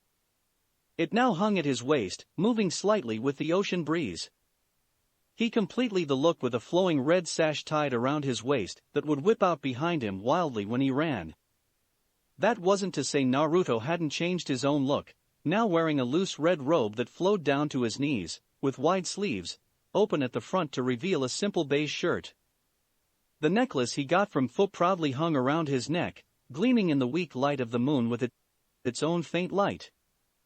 Like Haku, he wore baggy brown pants ending just above his ankles, however he wore more modern Zora sandals that made walking along silently almost effortless. He still wore his forehead protector and earring though, they were treasured gifts after all. Finally, he had a deep scarlet obi around his waist, under his robe. Tayuya had probably been the most liberal in her change, doing anything to hide her former connection to Otogekure. She had abandoned her old beige tunic, going instead for a dark gray sleeveless kimono top over a traditional shinobi mesh shirt. The kimono hung low enough to double as a skirt, but she also had a set of fishnet shorts that poked out just below it. A red obi wrapped around her midsection, just beneath her bust, while the kimono was complemented by a set of identically colored, very baggy sleeves that were tied on just below her shoulders. Finally, she had a simple, lighter gray neck wrap to go with the dark gray beanie that she wore over her long hair, now brushing the base of her spine thanks to the fact she never cut it.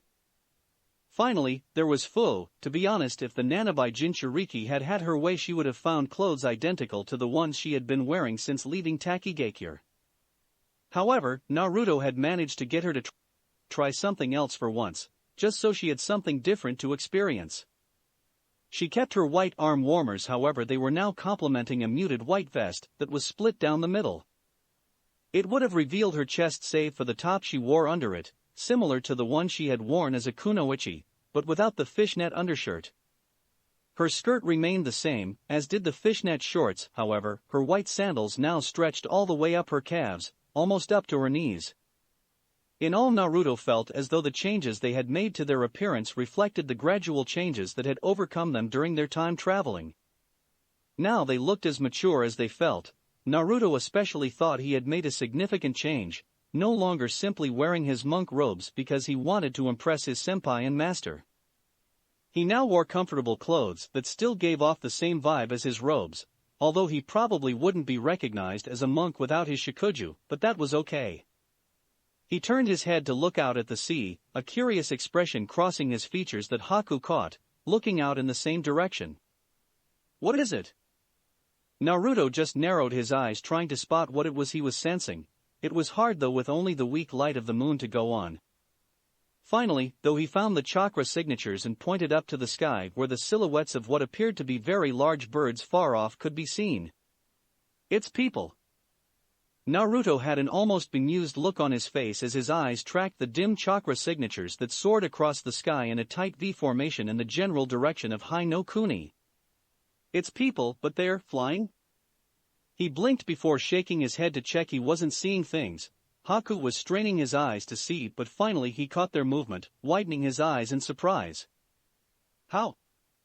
Naruto's eyes widened a little as he observed the flying people, no doubt shinobi considering their use of chakra in this unorthodox way. "Strange, I think they're using some kind of machine they are strapped into in combination with chakra running over each side to provide lift. They look like they have massive metal wings." Haku had to nod at the ingenuity of the idea, and the fact so many were using it could only mean it was efficient. He chuckled, catching Naruto's attention. "Should we tell Fu? She has some competition now."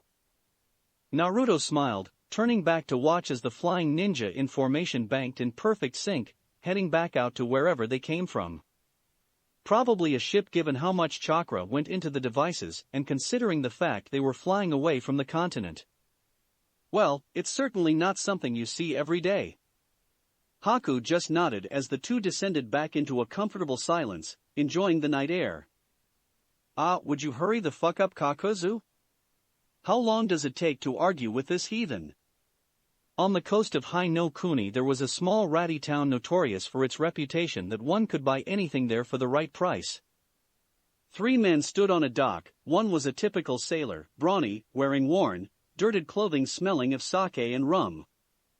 However, the other 2 would have turned heads if they didn't cast off such an ominous aura that made most afraid to look. "Quiet, you imbecile, it is bartering, not arguing, and if you continue to interrupt, I'll kill you." The first, with a deep, gruff voice that spoke of age, was the taller of the duo, although the majority of his body was hidden by a dark black cloak covered in red cloud decals. He wore a light gray cowl over his head and a thin black veil over his mouth, only allowing his strange green eyes with distinctive red sclera to be seen, standing in stark contrast to his deep tan skin. The only thing that could be used to identify him was the oddly pointed headband with the slashed symbol for Takigakure. "Ha, as if you could, or haven't tried before." The second man, with the higher but no less dangerous voice, chose to wear his cloak, identical to the taller man's, open at the front, revealing his bare chest, and the slashed Yugakure headband around his neck and the pendant resting below it. It was a small, red metal medallion of an inverted triangle set inside a circle. He was a fairly average man. His only distinguishing features were his slicked-back silver hair and vivid purple eyes that might have attracted people to him if it weren't for his vulgar attitude. However, the most eye-catching thing about his person was the large, vicious scythe slung over his shoulder, 3 blades protruding from the end, one below another. I said, "Quiet, Haydn, haggling is a delicate process if we want to come out with the better deal." Haydn nearly sneered at the older and larger man, swinging his scythe down to dig into the ground, revealing the cable that ran from its base up his cloak sleeve. "Whatever, why don't you just threaten the fucker, take the boat that way?" He sneered as he looked over the brawny, but nonetheless civilian sailor. "The heathen would deserve it anyway. I haven't been able to appease Jashin-sama for a while now, and our shared pain would be like ecstasy." Kakuzu leveled a steady gaze at his younger partner before turning back to the sailor. I said, "Shut up." Haydn scowled but didn't say anything else, instead turning his gaze out to sea. He didn't understand why they had to come out here to get a boat, but this is where they were told to go, and as long as there were heathens to offer up to his lord, he would be happy. The wind whistled loudly through Large Canyon, a deep trench-like gorge that split the earth like some great wound. High up on one of the rocky cliffs, slick from a recent downpour, 5 men stood gazing down at a small temple-like structure built into the opposite wall at the base of the canyon. The wind blew their clothes around wildly, looking almost like medical scrubs, only with odd gray designs littering the white material. The one in the front with long black hair and a goatee, wearing darker clothing, grinned viciously as he leaned over the edge of the cliff, watching the 2 men guarding the temple with a keen eye. Yes, this is the night our dark area jitsu was made for. This is the night I've been waiting for. Moryu-sama would be proud of us. He threw his arms up as he walked back to stand behind his 4 subordinates, still grinning madly. Now, time for your prescription. His chakra flared for a moment before 4 vine-like tentacles burst from the earth, hovering there for a moment before darting forward, sticking straight into the necks of the 4 men. The tentacles pulsed brightly with a deep, foreboding purple chakra, as the four men winced slightly from the invasive technique before it finally stopped, giving the men a moment to flex their limbs. They could literally feel the new, overwhelming power flowing through their system, making them stronger, faster, better. Now go, serve Moryu-sama this night. The men needed no further instruction, darting straight off the cliff with grins on their faces. The last man simply stayed up on the cliff, a smirk drawing itself on his face as the sounds of screaming and the orange glow of flames rose into the moonlit night. Ah! Startlingly violet, pupilless eyes snapped open in shock as a young teen, around 15, suddenly sat up in her bed, panting and breathing heavily as a light sheen of sweat covered her form. She sat there for a moment just staring ahead sightlessly with wide eyes as the sound of hurried footsteps over tatami mats could be heard. The sliding door was thrown open by a young bespectacled man with limp brown hair that appeared to have gotten up in a hurry if his disheveled clothes were any indication. "Cheyenne-sama, are you okay?" The girl didn't answer for a few moments, just collecting herself before she looked up, her face becoming an impassive mask as she causally wiped some of the sweat from her brow. "It was nothing, Toroho, I just had another vision." The young man's face saddened slightly as he stood up straighter, a resigned look passing over his features. "Oh, I shall tell the unfortunate soul in the morning then?" Cheyenne simply nodded once, letting the man bow quickly before taking his lead back to his own room. The young girl with pale blonde hair lay back down on her futon gracefully staring up at the ceiling, knowing she would not be getting any more sleep that night. Finally, a small, confused sigh escaped her lips as her purple eyes narrowed. "Just who are you, Naruto Uzumaki?" Chapter 68, Cloud 6. The acrid stench of smoke saturated the air outside the spacious room as Cheyenne watched her temple burn. Her face remained completely impassive as the man in front of her slumped limply to the side, the look of blind dedication on his face forever frozen there in his death. She didn't even blink as his blood ran slowly over the fallen blinds that had once hung from around her bed. She perfectly maintained her dignified pose as her cold, unwavering eyes studied the four men in front of her, advancing on her slowly. She had to fight back the small sneer at their unpleasant, transformed appearances, clashing with their clean, unsullied medical robes. "Pretty little priestess, your life is ours now." Even their voices were unpleasant, grating on her ears. However, she still didn't react, even as Toroho slowly backed up in front of her, sword raised in shaky hands. The atmosphere of the room was tense as the men walked closer, confident smirks and large, almost insane grins on their faces. Or at least it was intense until... Hello? Even Cheyenne had to blink when a blonde mop of hair suddenly appeared around the side of the door, rippled eyes blinking at the odd scene before him, hardening slightly at the sight of the slowly bleeding out man in the room. "Am I interrupting something?" He fully entered the doorway, the light behind him casting his form into silhouette. From that position only his violet eyes, and the ever so slightly glowing beaded necklace around his neck could be seen. "Who's this?" One of the four men, with a shrill, annoying voice and 3 blue markings running vertically up his face, asked to his friends. "Nobody important, just an interloper." "Setsuna, deal with him." It was the apparent leader of the group, probably the only normal-looking one with long white hair, that spoke. However, the man on the edge with long, spiked-out blue hair and equally odd facial marking was the one that nodded, a look of eagerness entering his black, dilated eyes. "Certainly Kasana." Naruto's eyebrow actually quirked up in amusement as a small wall of shuriken flew straight at him, creating a whine in the air as they sliced through it, aided by wind chakra. However, all four men's eyes widened when every single kunai simply stopped 2 meters before hitting Naruto, harmlessly clattering to the wooden floor. "Excuse me, I was looking for the priestess of this shrine, someone called Cheyenne, I believe?" If the apparent invisible wall around the blonde hadn't shocked them, the ease with which he completely ignored the attempt on his life certainly did. At this point even Cheyenne wasn't able to maintain her emotionless facade and shakily raised her hand. She was very in tune with chakra, and she felt it rushing from this odd teen-like waves breaking through a flimsy dam. That's me." Naruto just smiled congenially as he walked into the room, making the 4 ninja take an involuntary step back, some of them reaching for kunai and shuriken, the others placing their hands into seals.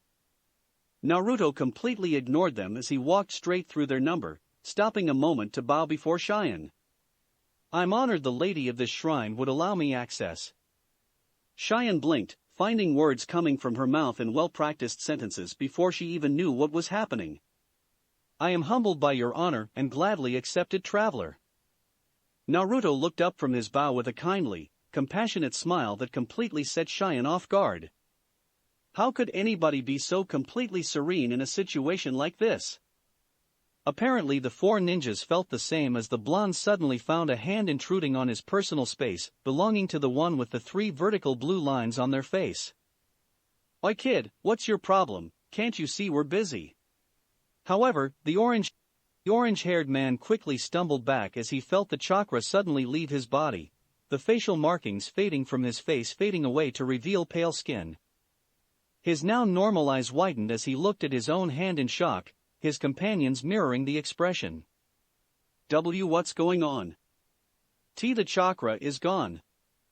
From in front of them they saw Naruto turn to them, grimacing as a deep violet chakra casually steamed off from his hand like a fine mist.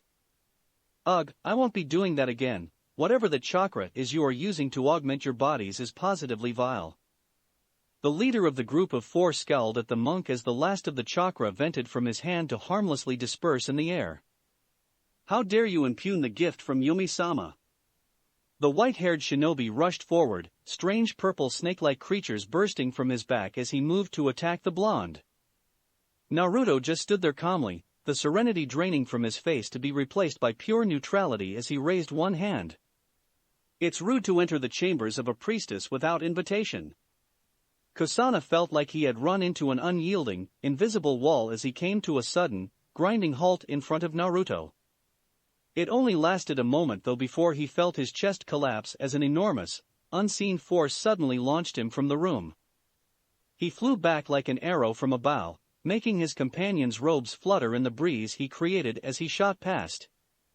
He couldn't even scream as all the air had been violently forced from his lungs. Kasana. His companion stared in shock at the small black dot flying through the temple grounds away from them, vanishing out of sight below the stairs leading up to the priestess chambers. Then, one by one, they turned to look at Naruto, who was still gazing at them with that indifferent, emotionless expression he borrowed from Fu. Leave. The ninja didn't need a second opportunity, turning tail and darting straight out of the open doors, only briefly stopping to grab their comrade from the deep trench his body had dug. Naruto watched them go as his emotionless facade finally dissolved. He couldn't understand how Fu could hold it for so long. Practice, he would guess. Why did you let them escape? The young monk turned his serene expression back to face the young priestess. However, he decided to ignore her for now, quickly striding over to the man lying in front of her, bleeding out of a large wound on his back that looked incredibly serious. Cheyenne frowned at the casual dismissal of her question, shifting into a seiza position as she looked at the young blonde sternly. Normally a young girl of only 15 couldn't manage that look, however her cold violet eyes and regal bearing made it quite intimidating. I asked you a question, monk-san. Naruto just waved her off, making the girl's eyes widen before gaining a tick mark on her brow. She had never been completely ignored like this before. I said I asked you a question, monk. She put more emphasis into her words, however she was a little surprised when Naruto simply turned his head, leveling an equally stern look back at her, his rippled eyes bringing the point across even better. And I'm afraid I have to ignore you, Miko-sama.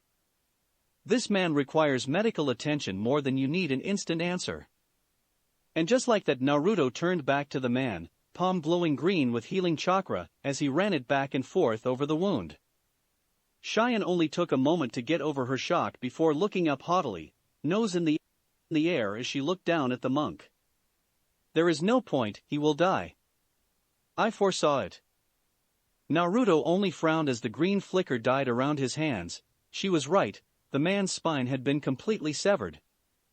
In fact, the only thing keeping him alive was the angle at which he lay. Naruto's hand lit up in green flames again as he allowed it to hover over the man's injury. I already told you it was Cheyenne was shocked again when Naruto simply raised a hand, effectively silencing the priestess. I know, I am simply easing his pain. No reason he has to die in agony, is there? As if to corroborate that, the injured man let out a relieved sigh. It would turn out to be his last, as a few moments later his chest rose and fell for the final time. Naruto knelt there for a few moments, saying nothing as he observed the dead man before reaching across and gently closing his eyes, shifting high body into a more dignified position.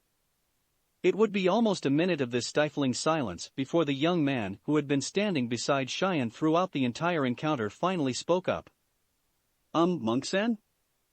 Naruto at first gave no visible reaction, but after a moment or two he stood up, releasing a small breath he had been holding as he turned his rippled orbs on the young priestess and her attendant. Yes? The man was a little shocked at the casual answer from the teen, but recovered quickly, giving a polite but sincere bow which made Naruto distinctly uncomfortable. I would like to formally thank you for your aid in repelling those intruders to this shrine, and would ask if there was anything I could do in return. A small smile quirked on Naruto's lips as he quietly shook his head in return. This time he didn't surprise the pair, after all monks were naturally modest. That won't be necessary, although someplace warm for me and my friends to stay the night would be appreciated. Toroho quickly nodded before pausing, glancing to either side of Naruto, as if trying to see somebody that was hiding in plain sight. Naruto just smiled amused as he realized what he had just said. My friends are helping to quell the various fires outside, they should be here shortly. Toroho just nodded again before reaffirming his features into a more professional tone. Now, monk-san, I assume there was a reason for your visit to our humble shrine? Perhaps to pay your respects to Cheyenne-sama? Naruto chuckled softly at that, taking Toroho aback at the assumed slight at the young priestess. However, Naruto quickly caught his error, he still wasn't very good with the manners and formalities needed for such an auspicious audience. I meant no disrespect, I merely laughed because you seem to underestimate yourself. The small village I stayed in last night spoke very highly of the shrine here. They told me it had brought Oni no Kuni, and even the surrounding lands nothing but good luck for the past few centuries. Toroho merely looked at the monk blankly before nodding slowly, already wondering just how many strange encounters they were scheduled for today. Answer my question, monk. It seemed Cheyenne had finally had enough of being left out of the conversation, speaking up in her irritation even if it didn't show through her clipped and proper tone. Why did you let those men escape? You clearly showed the capacity to detain them. They may pose a threat to me in the future. Naruto turned almost laboriously solely towards the young priestess, smiling serenely. I am afraid I am not a shinobi, Miko-sama, merely a wandering monk. It is outside my authority to detain criminals, especially when I do not know what their crimes were. Cheyenne's face remained perfectly poised, however the hint of irritation that entered her eyes was as clear to Naruto that she might as well have scowled. It seemed the monk was mocking her in some way, yet he was being incredibly subtle about it. What she didn't know was that Naruto had already made a fairly strong opinion of the girl from her lack of care for her subordinate's death and her complete disregard for a dying man's ease of passing. Almost as if she saw no value in the life of another human being. He hoped that wasn't the case, but she was creating that impression. You still should have done something, monk. Naruto just smiled softly, irking Cheyenne that he wasn't rising to her taunt like she wanted. I apologize, Miko-sama, next time, I will both save your life and capture the attackers. Cheyenne snorted derisively but still somehow managed to make it seem poised and collected. You were unnecessary. Toroho here was perfectly ready to offer his life to buy me the time to escape. To emphasize this, she gently pushed the panel on the wall behind her bed, revealing it to be a small passage to be used in the case of emergency. However, Naruto's eyes darkened a little at the casual comment, his tone becoming slightly icier. Well then, I think it was a good thing I came along then, isn't it, Toroho-san? As he spoke, his eyes never left Cheyenne. The priestess though was looking away haughtily, finally glad to get some kind of reaction from the monk. The attendant quickly spotted the brewing tension and quickly hurried forward, patting Naruto on the shoulder gently, but insistently. Very well, monk-san, Naruto just smiled kindly, his previous icy tone all but gone as his eyes crinkled into fox-like slits. Naruto Uzumaki. Toroho nodded quickly, still leading Naruto from the room with his hand on the younger teen's shoulder. Yes, Naruto, I will show you and your companions to a room shortly. For now I ask you wait outside while I discuss something with Cheyenne-sama. The blonde nodded with a shrug, seeing no harm in it as he was quickly led from the room, probably for the best. Even Buddha can only forgive 3 times, and Cheyenne was certainly pushing the 3rd time. Toroho let out a relieved, but hidden sigh as he slid shut the simple, but elegant paper door to Cheyenne's room, turning back to the priestess. Toroho, why are you allowing him to stay here? The attendant smiled sheepishly, used to Cheyenne's mood swings by now. He did save your life, Cheyenne-sama, a room for the night is little to pay in return. The girl simply huffed condescendingly, however, Toroho knew better. He knew there was a scared, lonely little girl inside of her that couldn't bear to connect with anybody emotionally thanks to the rough, isolated childhood her powers as Oni no Kuni's priestess gave her. Very well, what of Konoha then? Has there been any word on the shinobi they promised us? I still require an escort to Numa no Kuni. At that Toroho winced, that had been the news he was bringing to the priestess when the 4 shinobi had attacked. I'm afraid their aid is impossible at the moment, Cheyenne-sama. The pale blonde-haired girl's eyes widened in surprise at that. She didn't think much of shinobi before, but they had paid a substantial amount for that escort mission. Sealing off Moriya's body was essential. Do they not understand the gravity of this situation? If Moriya were to return. She trailed off, shuddering at the thought as she remembered the various stories her mother had told her as a little girl of just what it was the Miko of Oni no Kuni protected the world from. Toroho simply nodded gravely. there wasn't a single resident of Oni no Kuni that didn't know the stories of the great demon Moryu. I'm afraid there was some kind of attack on Konoha. They have had to recall all shinobi for its defense. Cheyenne scowled openly in the presence of her most trusted attendant. This was quite literally the worst possible time for this to happen.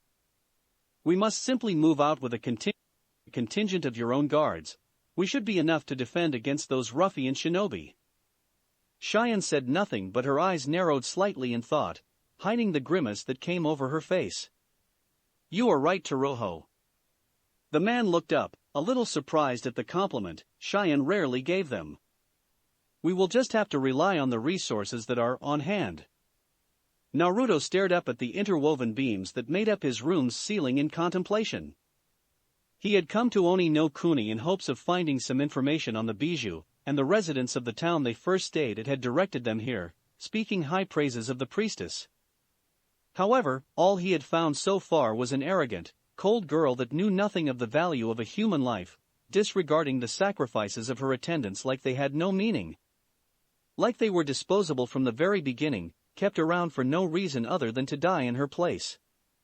His thoughts were derailed though when Fu, sleeping soundly next to him, moved in her sleep, squeezing the arm she had firmly over his chest as she snuggled into his warmth. He just smiled, bringing a hand up to move a stray bang away from her face to reveal the light smile adorning her face. He loved when the mint-haired girl slept. Her face became so honest, no mask or emotionless facade for her to hide behind. There was also the fact that she would make the cutest little noises to herself when she slept, murmuring to herself over whatever dreams were running through her mind. Once again though his thoughts were sent veering off as the door to their room opened a crack, almost instantly Fu's eyes shot open, breaking the flimsy boundary between dreams and reality as she had been trained to do. No need to worry, girl that travels with the monk, it is just me. Naruto's eyebrow raised a little as Cheyenne slipped into the room, closing the door gently behind her, not because she was there, but because of what she was wearing. Instead of her Miko regalia she had instead donned simply civilian clothing of a plain white short stopping just above her midsection and red shorts that had been rolled up to just beneath her knees. Over that she wore a yellow jacket that was just a little too long for her, evidenced by the sleeves covering her hands. Finally, instead of the crown-like diadem she had worn, her hair was now done up in a ponytail that only tied up the ends of her long hair, leaving the rest to billow out. Miko-sama, it's a pleasure. Naruto gave a curt nod of his head with only the slightest of mocking tones to his voice. He felt as though he had been a little hasty in making his impression of the girl, so he decided for a new start. Or at least he did until the girl huffed, looking up and peering down her nose at him. Don't be so foolish, monk, this is not a matter of pleasure. At that she trailed off, looking down at where Fu still sat protectively next to Naruto. The mint-haired girl was warily eyeing the newcomer. I had thought monks to be celibate, are you as lenient with the other tenets of that life? Naruto just smiled amusedly, placing a hand around Fu's shoulders, surprising, but not displeasing the Jinchuriki. My master was very understanding when it came to matters of the heart. I see no reason for the life I have chosen and the path I walk to exclude love. At that a hint of red crept over the bridge of Fu's nose, but to her credit she didn't look down from warily eyeing the pale blonde-haired girl. Cheyenne was a little ruffled by Naruto's comment, having once again hoped to get a rise from him. However, she hit it expertly as usual. In any case you should pack what little you have with you. You are to escort me to Numa no Kuni. Naruto blinked once, then twice as an odd, tense silence came over the room. It made Cheyenne feel a little uneasy as she found herself unable to tear her gaze from his deep, rippled orbs. Could I ask why? Fu looked around at the blonde incredulously, surprised he was actually considering this sudden and rather outrageous order. She had never known the monk to be one to easily follow the given orders of anybody. Cheyenne simply sighed with obviously exaggerated annoyance. If you must, I am to perform an ancient sealing ritual to strengthen the seals placed on the body of an immeasurably powerful demon named Moryu. Those 4 shinobi were underlings of the man attempting to resurrect the demon, and I will require protection from them and any other danger that might prevent me in this task. Should I fail, this land and all the others will come under a kingdom of darkness for 1,000 years. Again, the room descended into complete silence as Cheyenne and Naruto continued to stare at one another, unblinkingly before, finally, Naruto shrugged. Okay. Cheyenne finally broke their staring contest as she blinked in surprise, a large part of her expecting the monk to simply say no. After all, he was under no obligation of any kind to help her. She hadn't even talked about a reward for potentially risking their lives yet. Okay? Okay? Naruto just nodded, standing up and making Cheyenne blush almost unnoticeably as she finally realized the monk was only wearing his baggy brown pants, revealing his toned, muscled chest. Fu glared at the girl coldly as her violet orbs raked over the young teen's sculpted features until she stopped, feeling the Jinchuriki's eyes boring into the side of her head. Sure. I have a lot to do in my lifetime. 1,000 years of darkness under the rule of a demon would be a little inconveniencing. Cheyenne stared dumbly at the blonde for a few more moments, processing what he had just said so casually. Naruto simply used the time to throw on his clothing and tie back his hair. Fu did the same with only a small amount of reluctance. She had been enjoying her sleep, but she knew once Naruto had made up his mind there was little that would, or could stop him. What, just like that? Naruto simply looked around, tying his forehead protector into place with an amused glint in his eye. Why not? Cheyenne struggled to come up with an answer, even as her mind asked itself why it needed one. Naruto was giving her exactly what she wanted without even asking for anything in return, so why was that giving her so much pause? However, I would ask why me and not the many guards and attendants you have already waiting on you, ready to protect you? Cheyenne was caught a little off guard by the sudden question, but she recovered admirably, pointing her nose up derisively. They would only hold me back. My attendants and even Toroho are no match for those shinobi. However, you have proven that you are able to defend yourself, and even counter them, so you are the best option. Naruto was silent for a moment, eyes searching Cheyenne's face before a smile crept over his lips. And I assume you are asking me in the middle of the night as your attendants, and Toroho, would disagree with these statements. Quite vehemently I would imagine. Cheyenne became flustered again as Naruto continued to dance around the topic even after he had already said he would do it. That does not matter, they would only hold me back and get themselves killed in the process. The room was silent as Cheyenne's eyes widened, realizing what she had just let slip in her little outburst. Naruto only allowed his smile to grow a little as he nodded his head once, now fully clothed again. I see. Cheyenne glared at the boy, the little voice in her head telling her she was showing too much of her emotions being ignored. You see nothing, monk. Now hurry up and gather your belongings, we leave right away. With that the girl stormed out of the room, still being quiet so as not to wake her attendants. When the door was shut behind her, Naruto finally released the chuckle that had been building in his throat, making Fu look at him oddly. What was that about? Naruto simply sighed amusedly as he looked off in the direction Cheyenne had gone. It seems I judged our priestess a little too early. Come on, we need to go and wake Tayuya and Haku. Fu nodded hesitantly, glad for the change in topic. Although waking up the volatile redhead this early wasn't exactly a calming prospect. Okay. Let me get this straight.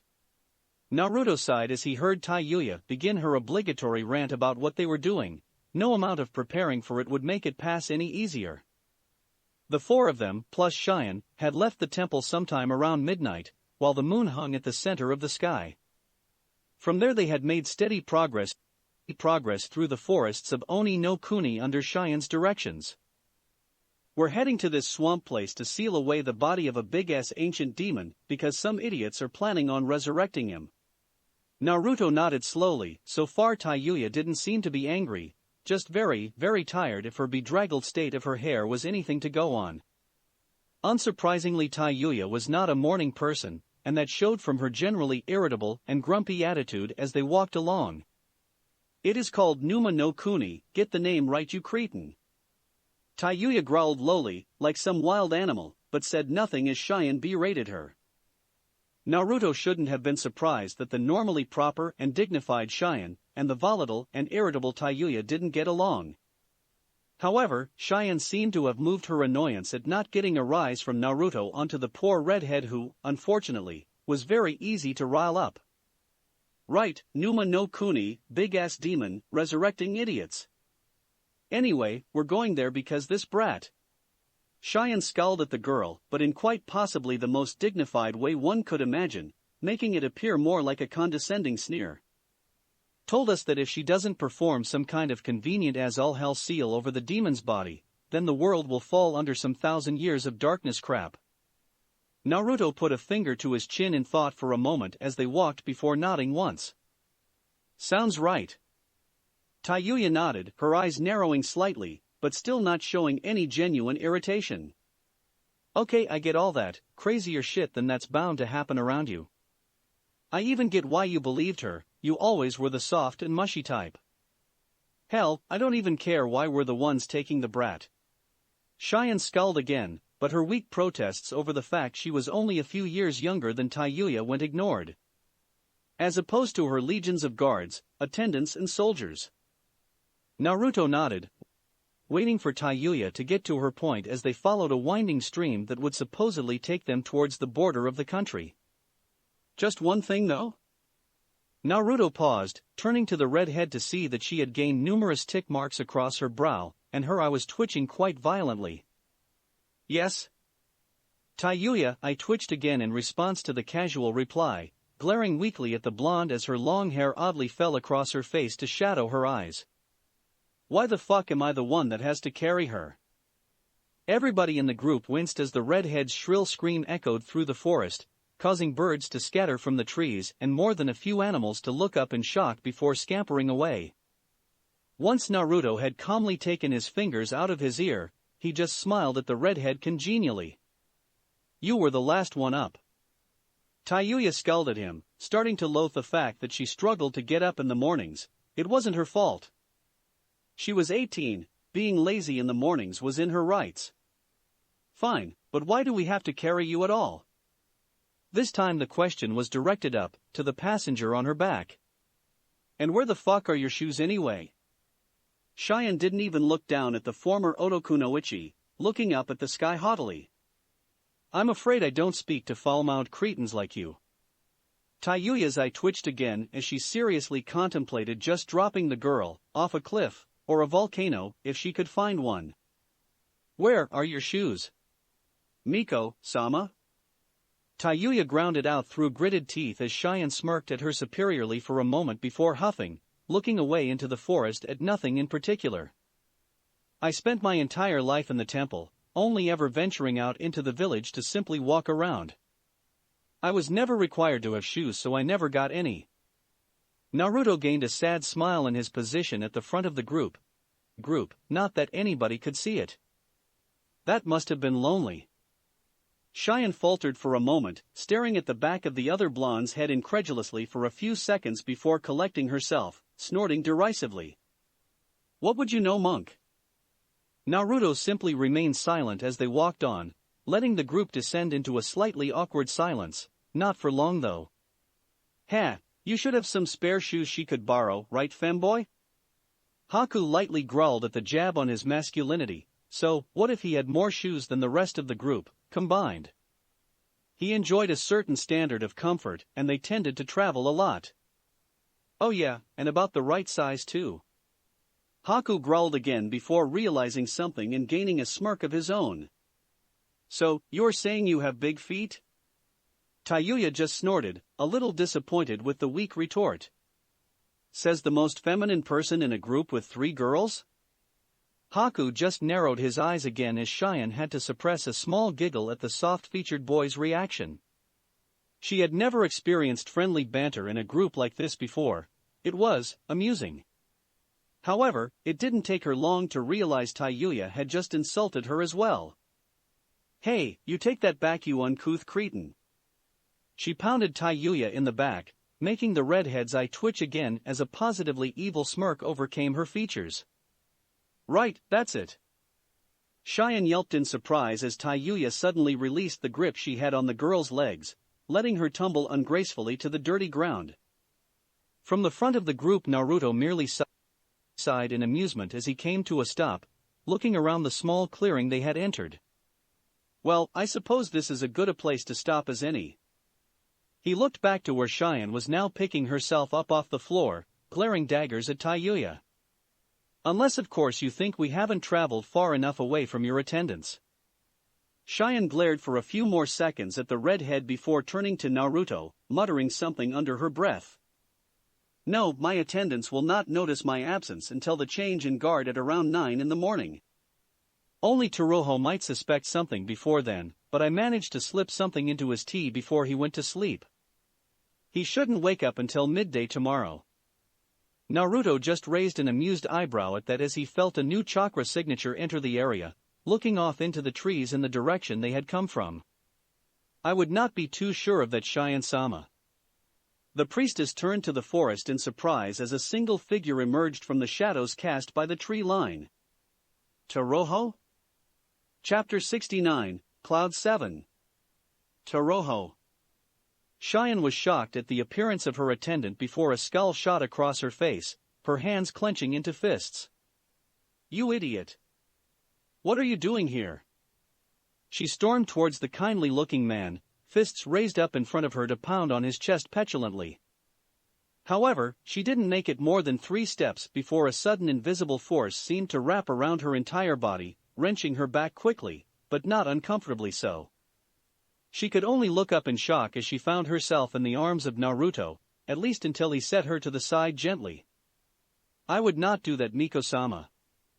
Cheyenne only took a moment to get over her brief confusion, a new skull sliding across her face as she stared angrily up at the other blonde. What are you doing, monk? I may not have wanted Toroho here. She sent a glare at the man that had him sheepishly rubbing the back of his head, as he would be nothing but a burden to us. However, he is still my attendant.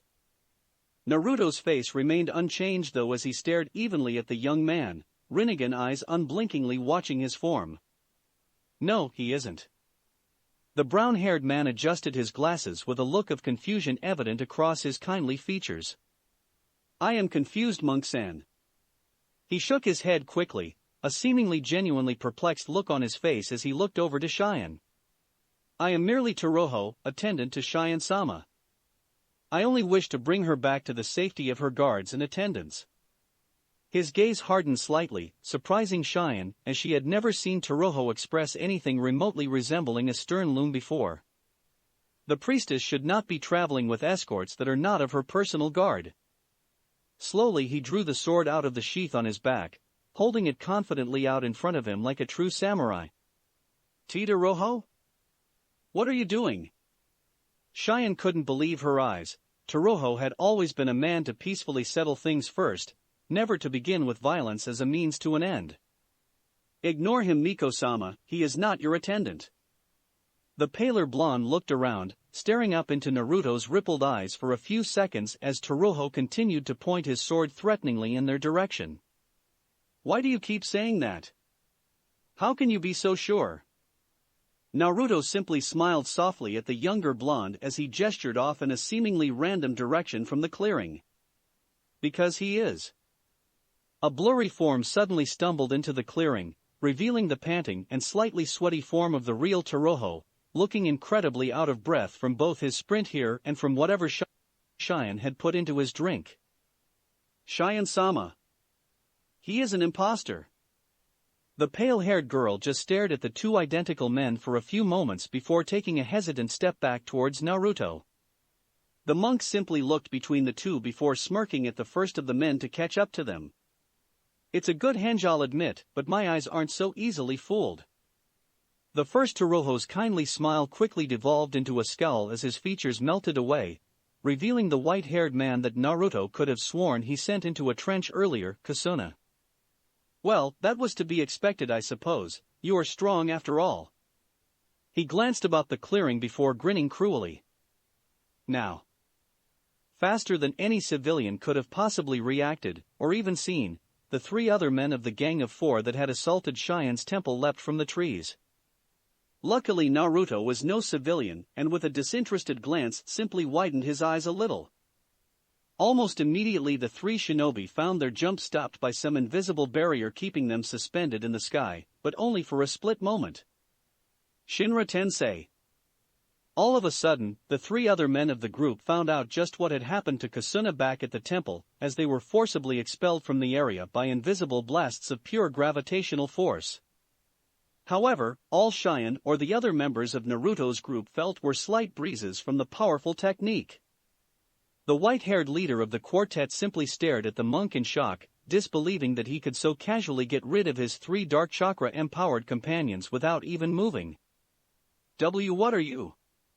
He took a hesitant step back from the younger blonde as Naruto looked around, leveling a steady, unwavering stare at the servant of Moryu. I don't know what you mean, Shinobi-san. I am nothing more than a simple monk. When he finished speaking, he smiled kindly, his eyes narrowing into unervingly innocent slits. Kasuna just took another step back, his eyes widened with fear now. It was like some unspeakably horrific entity had just appeared behind Naruto, like a great Hanya mask that stared at him as a visage of pure terror. Why you not human? The white-haired shinobi darted from the clearing suddenly in a shunshin, his movements nothing but a blur of motion. However, Naruto's eyes followed him anyway, even as he lazily raised a hand in the man's direction. Banzho Tenin. There was a moment's pause before the white-haired shinobi's surprised and fearful yell echoed in the clearing. Not a second later he had flown back towards the group, landing roughly in a trench by Naruto's feet, black eyes locked on the teen's form with fear. Naruto though simply maintained his innocent, kindly smile as he gently crouched down, making sure to look the man in the eyes. You know, I would very much appreciate it if you and your companions would stop attacking us. We have something very important to do, and it is more of an inconvenience than anything. Kasuna just continued to stare up at him, his breathing ragged. His body felt paralyzed as he stared up into those deep, ringed eyes, as if he were drowning in them. All right. Naruto just nodded happily even though the air was still tense, as if at any moment the entire clearing would just explode. All right then. Then, you can go now. It seemed Kasuna needed no further encouraging as he scrambled to his feet, once again darting from the area without so much as a backwards glance at the group. There was a few moments of terse silence before Naruto turned, bearing a more genuine, but no less intimidating smile as he casually walked through the group. Shall we continue on then? The group stared at him oddly for a few moments, especially Toroho and Cheyenne, but after a few seconds of deliberating, or in Fu's case not a moment's hesitation, they followed after him. So, you're saying you failed me? The four shinobi knelt in front of a regal-looking tent, big enough for one person. The man that sat inside on an intricate seat fit for a king looked pallid and unhealthy, his dark hair slick on his sweaty skin as he spoke with a wavering, croaky voice. However, his eyes were deep and dark, burning with energy and power as he glared at his subordinates. You couldn't even bring me a single, weak little priestess? The four kneeling shinobi flinched at his harsh tone, as if his voice was wavering between two different speakers. Finally, Kasuna gathered up his courage and looked up, only to immediately regret it, as he felt the force of his master's chakra bear down on his like a physical presence. It was the monk Yomi-sama, he was too powerful for us. Yomi simply glared at the man who dared to say the power he had bestowed them wasn't enough for a single, lowly monk. He was about to rebuke the man before a low, whispering voice in the recesses of his mind convinced him otherwise. He grunted irritably instead. What monk? Kasuna let out a deep, relieved breath at not being torn apart before looking up again, avoiding looking into his master's dark, unwavering eyes. He didn't look special, but he has great power.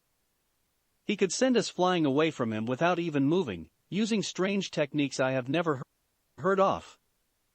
Yomi's eyes narrowed as the whispering voice in his mind became louder, more demanding. What was the name of this technique?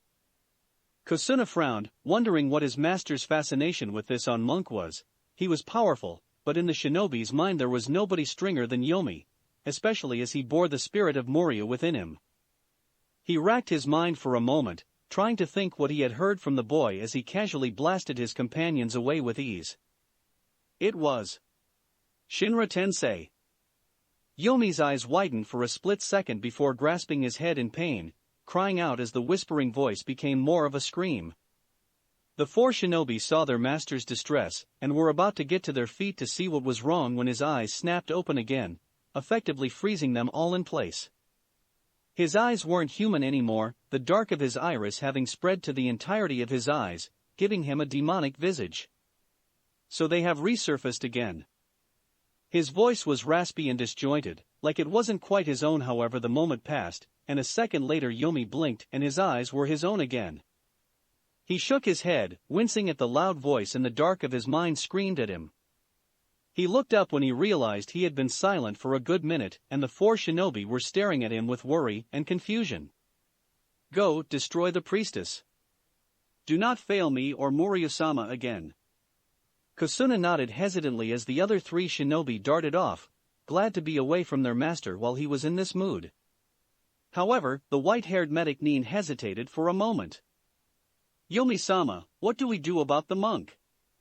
The dark-haired man looked up, still looking incredibly sickly, despite the enormous waves of power radiating off him. Nothing. When the time comes, I will deal with him myself. Just make sure that if they reach the sealing ground, he enters alone. His glare intensified as Kusuna felt a cold sweat break out over his form.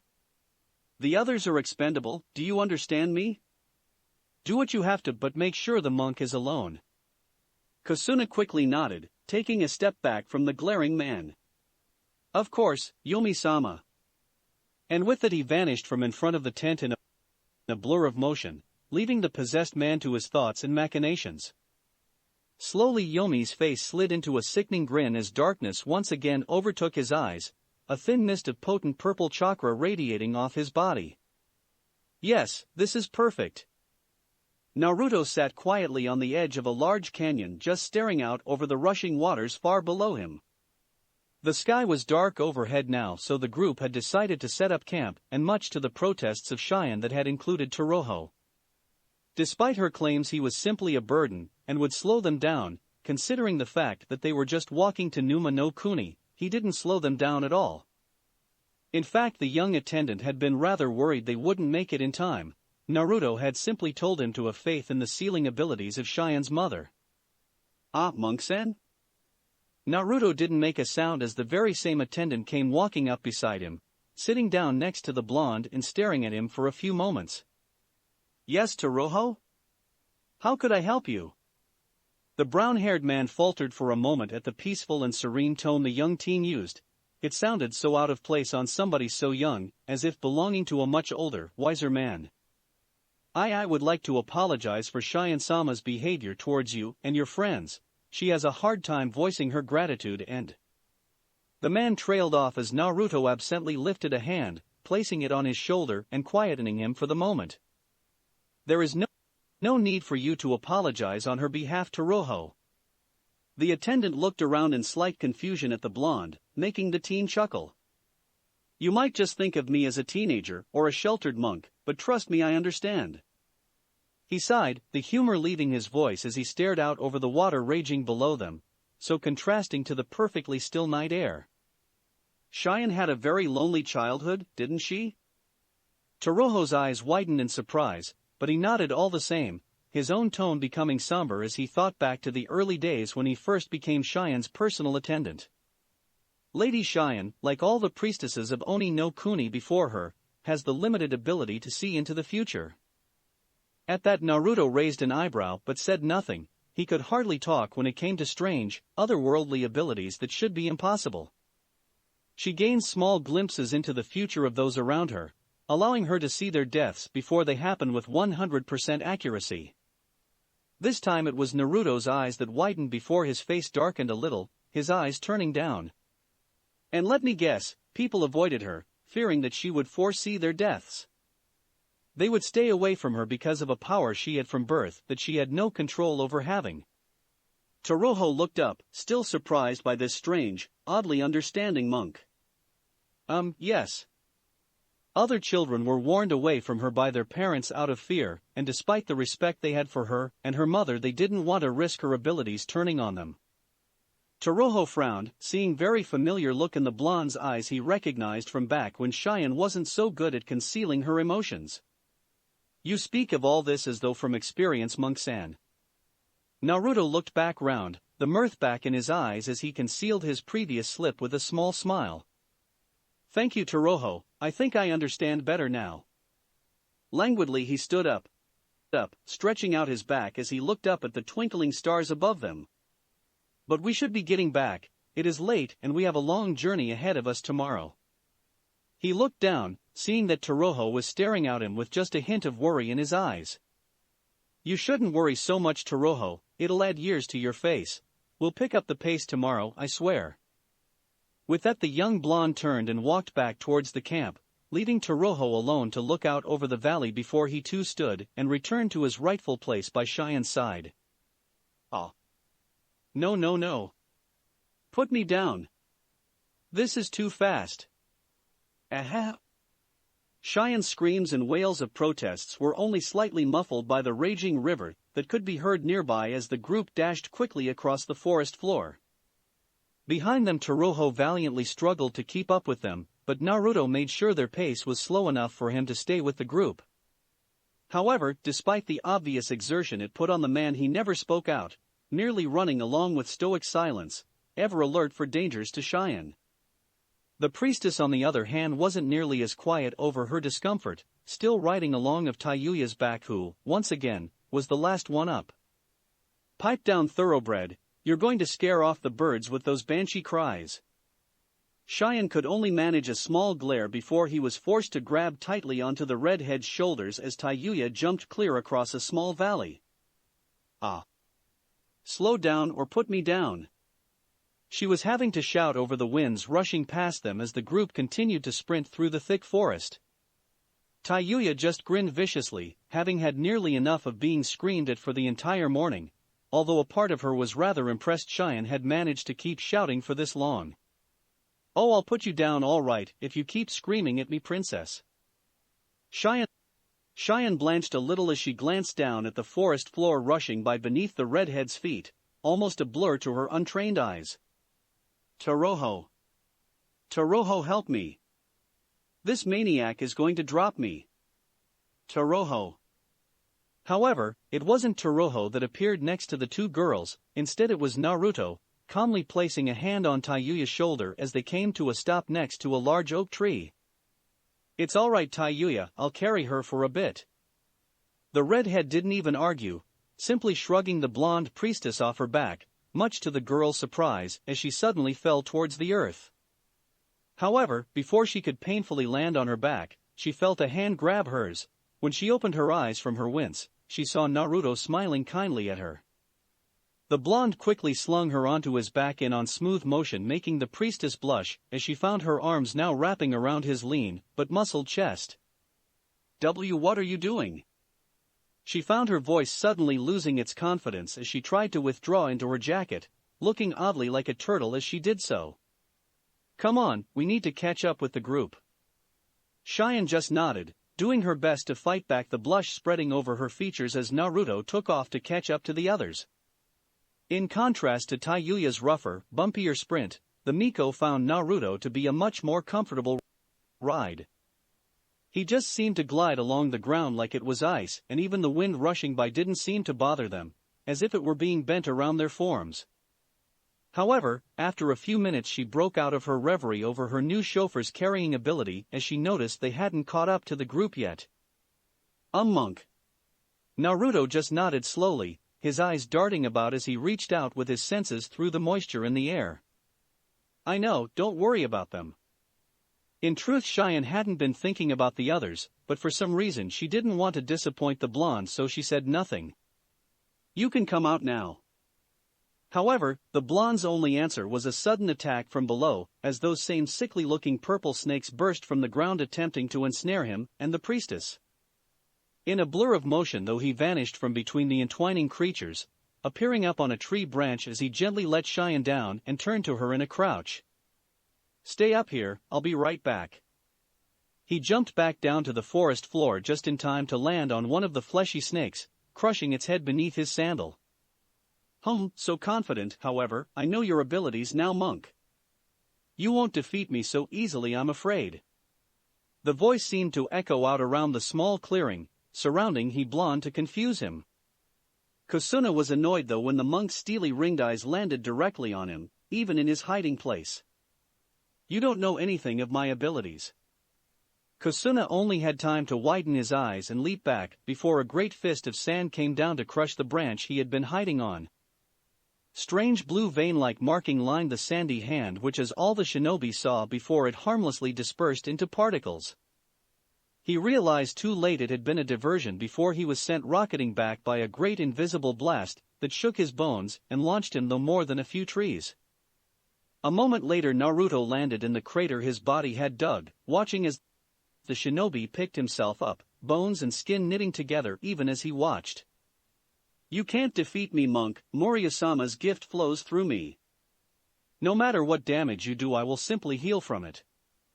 Naruto gained a serene but intimidating smile as he began casually rolling up the sleeves of his open robe, not wanting to dirty it as he only had the one.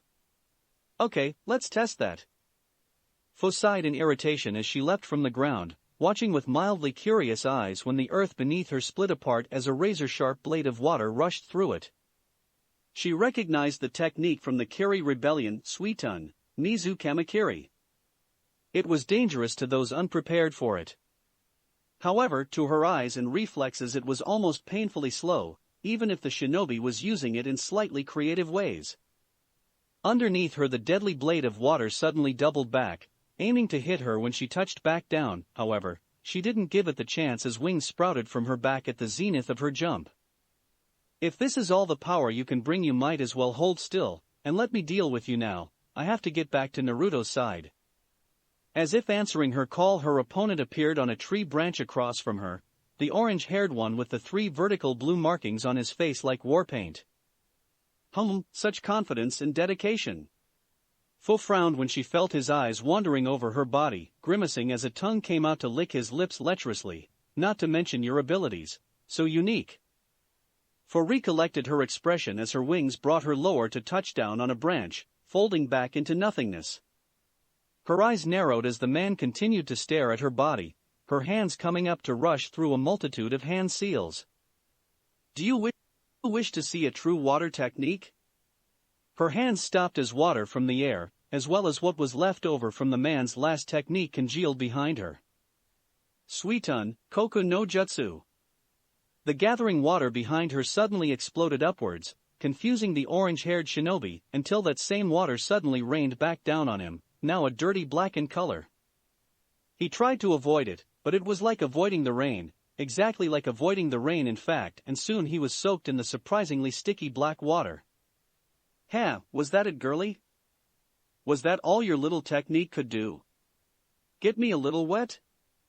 Fu just stared at him with cold, dispassionate eyes as she held her hand up in the tiger seal, a small orange flame appearing on her outstretched index finger. Yes, now disappear. She touched her finger down and the man could only watch with surprise as the black, tar-like substance suddenly caught alight. The flames washed over the area in an instant, giving him no time to dodge or come up with a counter, and soon even the sounds of his screaming were lost behind the roar of the inferno. After a minute or so Fu finally released the seal, and the black water slowly vanished, taking the flames with it to reveal a blackened and scorched section of the forest as well as the shinobi lying at the center of it all. It's not enough, girlie, why you can't stop Moriya-sama? He'll crush you all. The mint-haired Jinchuriki dropped down to where the man was twitching on the ground, covered in nasty burns and unable to move from the pain. His voice was choked and weak as he coughed pitifully from the smoke he had inhaled as he screamed. Fu merely stared at him coldly before walking off, leaving him there. She cared little for what happened to him as long as he was no longer a threat. Haku casually moved his head out of the way of the massive fists of the giant in front of him, backing up with his hands behind his back as he fluidly moved his body this way and that to avoid the powerful, but slow punches. He knew that even one of those blows landing on his body would be bad for him, despite his ability to heal himself if necessary. This was the man that had split up their group, attacking once Naruto had fell behind with Cheyenne, crashing down like a meteor and causing the group to scatter or be caught up in the potent earth technique. Hold still, you little brat. Haku just raised an eyebrow as he skirted around the man again, appearing behind him faster than the man could follow. Speed had always been one of the ice user's greatest strengths, and it had been a large focus of his studies during the 3 years on the island. After all, his reserves were too low for senjutsu training, and he couldn't allow himself to fall behind his companions. I believe that would defeat the purpose of dodging. The man he was fighting, he believed his name was Jitai. If his semi-intelligible scream at the beginning of their fight was anything to go on, was like a berserker. Haku had to admit that while his attacks were slow, they were undoubtedly powerful, able to easily smash through trees with glancing blows. However, he was crazed and his pupils were heavily dilated, indicating some kind of performance enhancer or chakra boost. Haku knew that if he simply outlasted the man, he would use up whatever stimulant he was using and drop from the backlash. It wasn't an ideal solution considering he wanted to check how his friends were doing, but even after all this time he disliked violence. Puffed, running like a little girl, pathetic. Fight me, you coward. Haku almost laughed but maintained his cold outward expression, if the man though he was going to rise to a simple taunt. Damn it, hold still. I hate fighting girls, they never know how to fight properly. Haku's rational mind came to a grinding halt, contrary to what people might think. He was actually very sensitive over his appearance, or at least he had become that way after so long of having Tayuya taunt him. Suddenly Jitai noticed the air becoming colder around him, his breath becoming visible as he shivered. What did you call me? He looked up, seeing that Haku was looking down, his long hair hanging in front of his face, shadowing his eyes menacingly. Jitai shrugged off the sudden chill in the air, grinning as he cracked his knuckles, not noticing as Haku began to run through one-handed seals. Heh, did I strike a nerve, girlie? The man grinned as he stepped forward, thinking his opponent had finally lost their nerve. In that he was unprepared as Haku finished his string of seals in a blur of finger movements that would have impressed the copy ninja. Hayatan, Samuk. Haku's voice went unheard as a whisper, but the thin layer of ice creeping over his hands didn't go unnoticed by the lumbering earth user. He caught the reflective gleam on the boy's hands and naturally tensed up for whatever technique he was about to use. Finally decided to fight serious. He froze mid-sentence, literally. Haku had vanished without even a blur, seemingly there one moment and gone the next. Over the next few seconds Jitai felt the numerous small pats as Haku dashed around him, occasionally tapping at his vital points. However, the gentle taps were far from harmless, and with every touch, ice slipped off the boy's hands, creeping over Jitai's form in mere moments. When Haku finally reappeared to the visible eye, it was over, and Jitai didn't even have time to cry out in surprise as the thin layer of chilling ice finished creeping over his entire body, freezing him there like a statue. I hate being called a girl. I'm just slightly feminine is all. Haku, irritable, blew a stray strand of hair from his face before stalking off, mumbling about irritating redheads as he disappeared into the foliage. Jitai just remained there, only able to move his eyes and breathe through the tiny gap in the ice Haku had left for his nose. He had a feeling he would be there for a while as he saw no sign of the ice beginning to melt under the sun. You call these shuriken? Fucking pathetic. Tayuya taunted her own opponent as the two dashed through the trees. Sometimes the redhead would insult him further by casually running backwards. She would nimbly duck and weave as various shuriken, controlled by her opponent's wind technique, soared about her, trying to slice her up. She couldn't be bothered to remember his name, especially if he didn't even challenge her in the slightest. Seriously, is this the best you got? Her opponent, who she could tell was normally the quiet, stoic type, was getting more and more riled up by her casual taunting. Futon, kamikaze. Setsuna rushed through his hand seals, pausing on the ram as he exhaled a mighty breath. Tayuya just raised an eyebrow as the huge gust of wind twisted and contorted until it had tuned into 3 great tornadoes of viciously rotating wind. The redhead simply grinned before the winds engulfed her, tearing at her body, and causing arcs of her blood to become spattered on the trees they were racing through.